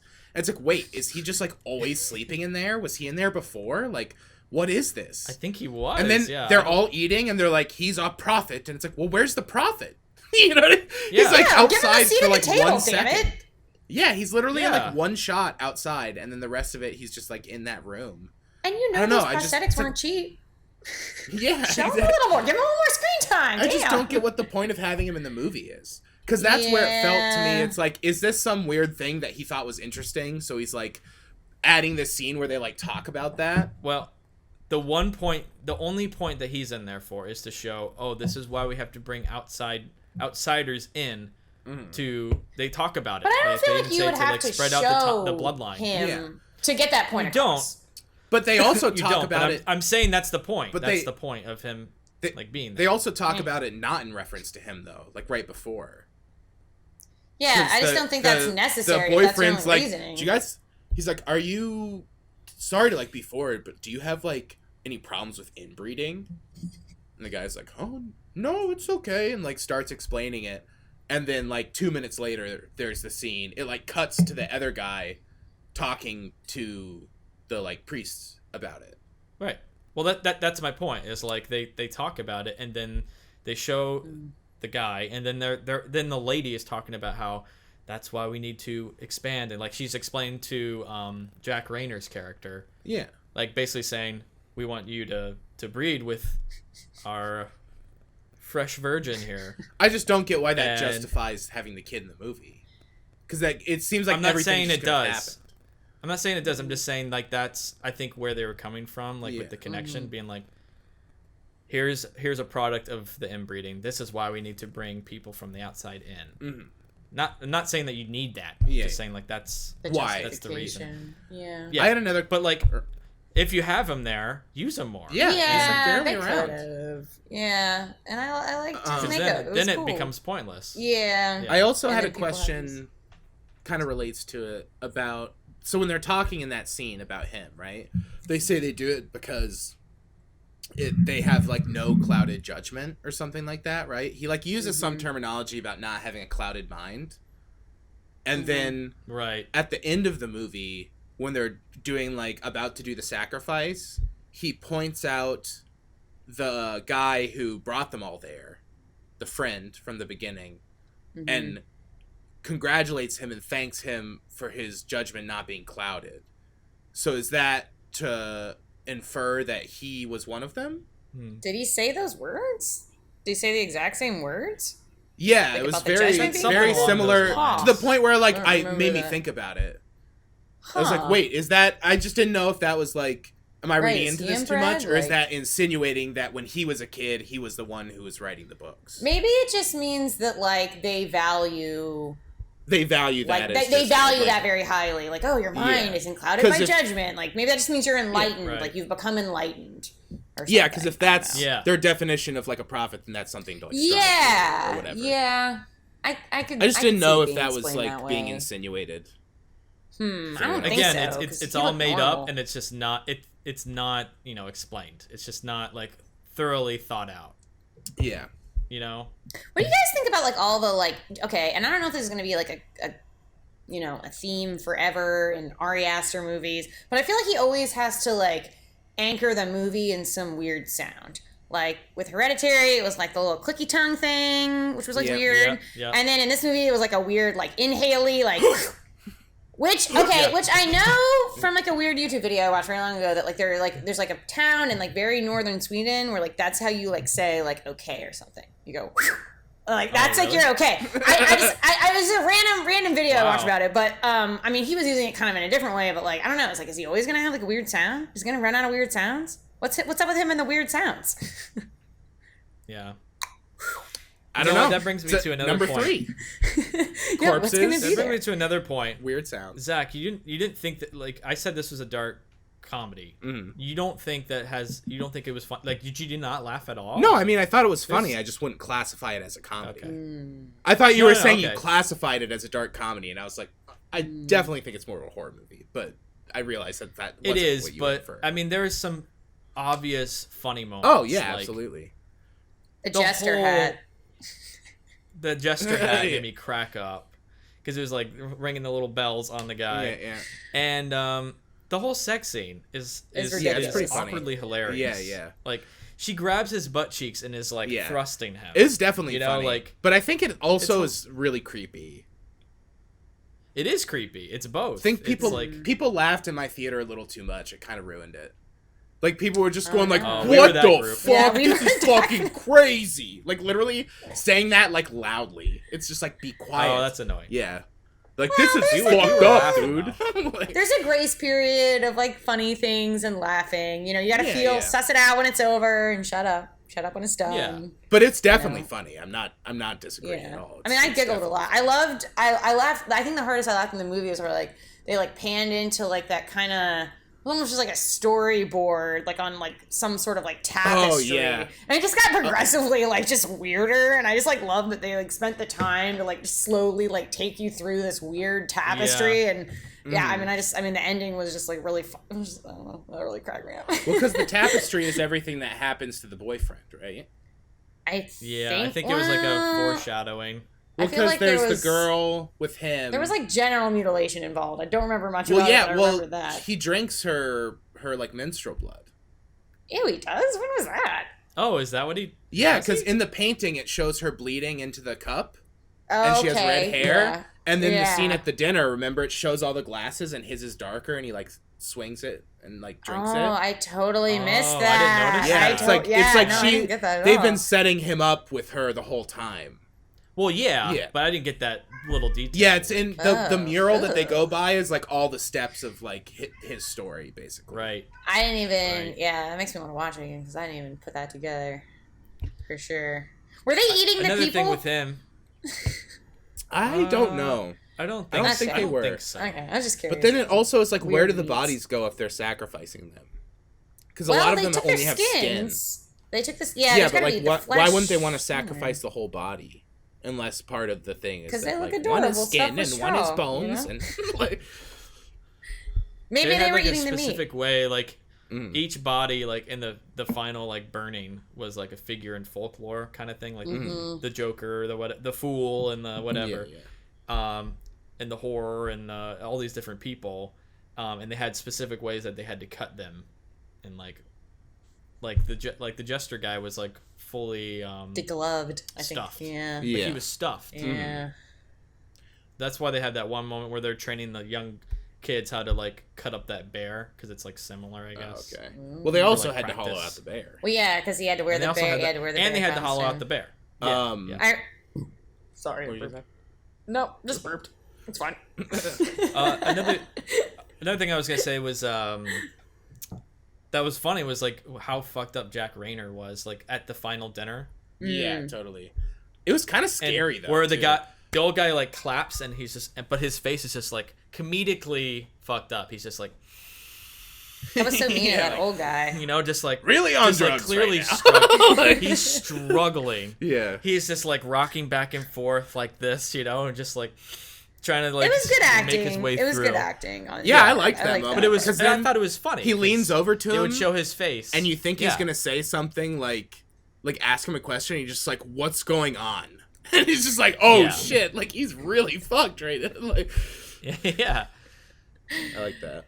It's a nightmare scenario. Oh, absolutely. Definite nightmare. And then I guess going to like, since we're at that final dinner, the whole.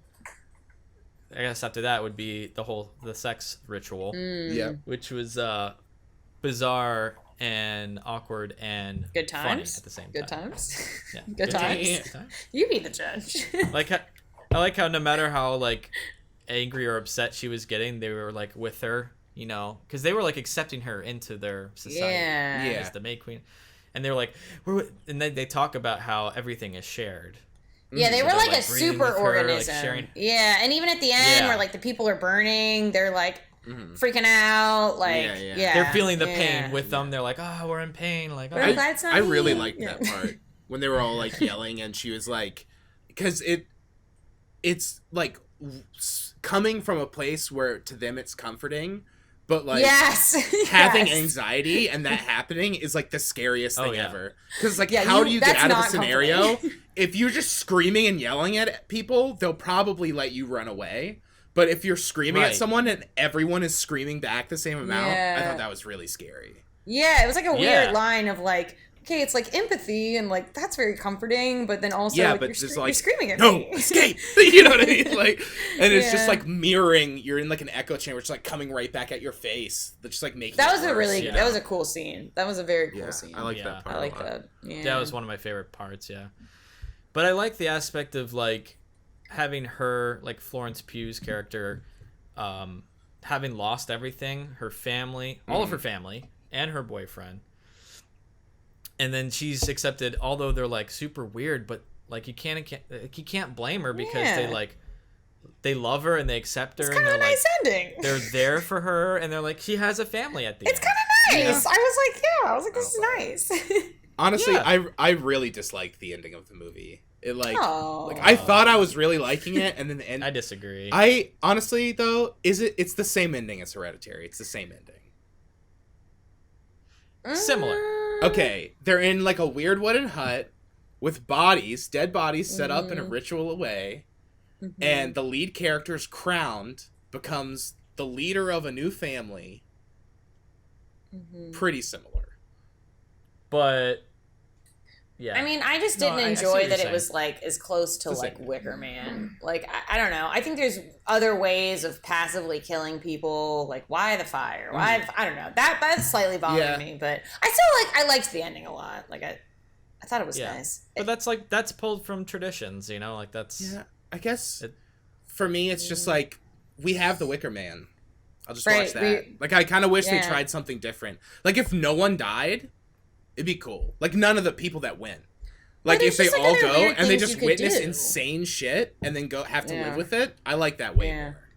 Or like they could make them weird slaves, or I don't know, they could like feed them to wild animals. I don't know. There's just there's other things they could have done. Yeah. And I was just fire again. Going way far for what they did, for what they did set up. It makes sense why they have to like all die because. You know, because then people would know about the society. Yeah, exactly. If you escape, then it's not a secret. It's not a secret. But what's that guy gonna do when he goes back? Just like, oh yeah, how was the trip? Does he just never go back? I don't think he goes back. But then what? I think he completes his mission. This degree was just like his whole life going to school and doing all this work just to get 5 people to kill. I think so. I think that was like his mission. I think he was there to. But also the ritual, he fulfilled the slots of people, and they had a specific amount. So what would he have done if she didn't come? They would have found a different May Queen. Well, but she didn't get burned anyways. She didn't get burned anyways. That's a good point. Yeah. So I think she was never planned for. Yeah, she was not planned to be killed. I mean, if she didn't win the May Queen, she probably would have been killed. But like, maybe not won, part so of she was accepted. Yeah, she was accepted into the commune, and everyone else was killed. Really good at dancing around that maypole. Saved her life. Yeah, good for her.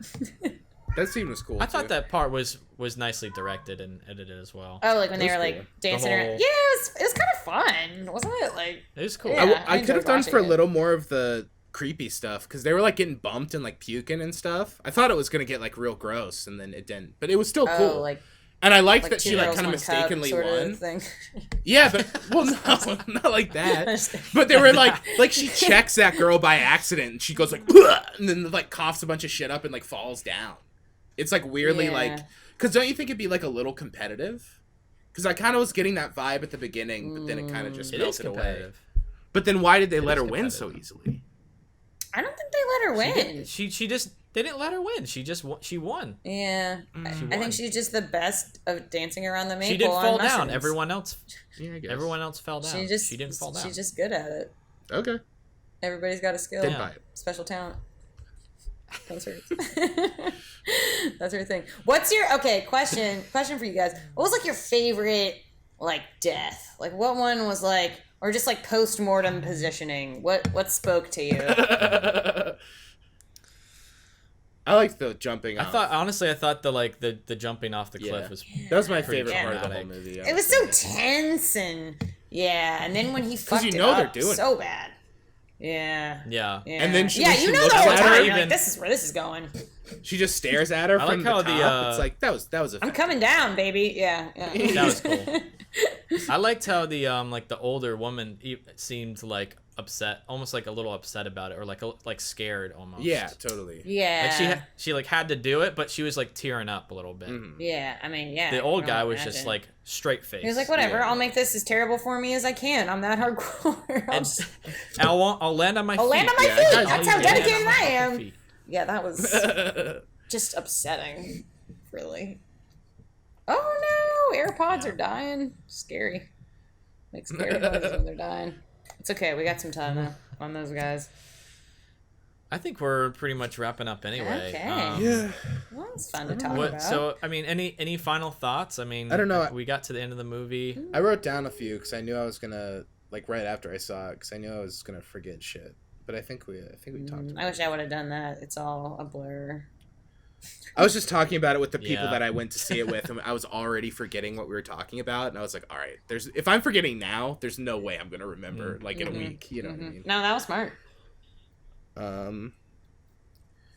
Yeah, I guess just in general, it seemed like Hereditary was more complex, and this one was aspiring to the same, but I don't think it earned it. Like, I feel like thematically it was much more tight because you have the her and it's in a house, and the house is the symbol, and then there's her making the miniatures, and it feels broken out from character, whereas I felt like this felt broken out from concept of like, I want to make like a Wicker Man style movie, and it's like, okay, which is fair. I'm not saying that that's necessarily a bad thing to start there, but I just think it shows that it didn't feel tied. The two stories, like I never like bought them interweaving with each other. You know what I mean? It just kind of felt like it was trying in the end to just be like a good genre movie, but then I don't understand why it was so long. If that's like the goal, you could have done that in a lot less of the time, is what I would say. Interesting. I would say that I see where you're coming from, but I think the intention was to make a breakup movie in the realm of like a Wicker Man movie, like a Wicker Man setting. Yeah. And having that play out, and also seeing how that plays with like Florence Pugh's character, how she accepts the trauma that she went through, and accepts like a new family, I think is like where that went for me. You know? Yeah. Like that was the progression for me. I guess I feel like the theme. Yeah. I feel like I totally get the like family thread. I just don't know where the relationship part ties in, aside from just like wanting that to be part of it. You know what I mean? Yeah, well, I think that also allows more opportunity for like the distrust at the end, and how he didn't really want to be with her anyway, and then he goes off and is an asshole, and you know, gets with the other girl, and then she's just like she's done with him and chooses to kill him. Yeah, no, I get that. I don't know. It doesn't matter. I just don't know. They don't seem paired. You know what I mean? Like in the concept phase, themes. Like I want to make a breakup movie. It should be a Wicker Man thing. Like I don't get the parallel. Is all I'm saying. Yeah, I get you. And I do think that they were maybe like in an inorganic way smushed together. Not that it makes a movie like worse for me, but like I mean, just from what I've like read, like that is kind of how it was conceived of. Like really, like how you're saying, like, oh, I was approached to do this movie about like weird Wicker Man pagan stuff, but like also just like been through some hard times with my girlfriend. I think he just kind of like those were probably the thoughts and like feelings he was having as he was writing it, and like whether it like makes sense to us at the end or not, like that's just what he was thinking when he was like writing the movie. So it just kind of like came through. So I don't. Yeah, I mean I do feel the slight disconnect, but I kind of get how it happened, I guess. Overall, though, I thought it was pretty cool to have like the main concept of this was just like having like a horror movie in bright sunlight. Totally. And how that I felt like that actually worked. Yeah. I did too. I like that aspect a lot. Yeah. All right. Well, did everyone keep in their same ratings? Do you feel like you've changed at all? No, I'm still 3.5 out of 5. Yeah. Nice. Okay. Yeah. All right. All right. Cool. Well, Kat, thanks for coming on the podcast. I love to come on the podcast. Us. It's so nice. Yeah. Nobody else wants to hear me talk about my movie thoughts, okay? It's like, it's the only time. Travis is probably sick of hearing it.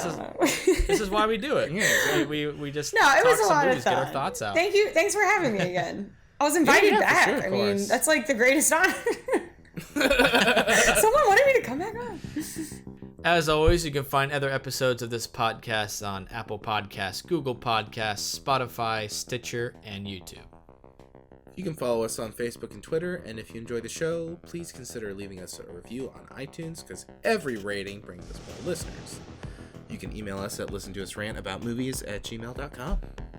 Thank you to our Patreon producer, Sean Pierce, and our other Patreon supporters. You too can be a producer and or supporter of this podcast by visiting our Patreon page and becoming a monthly patron for as little as $1. Visit www.patreon.com/LTURAM podcast. And that's going to do it for this episode. Zach, it was a good talk. Yeah, man. Good chatting. All right, we'll take it easy. All right, take her easy.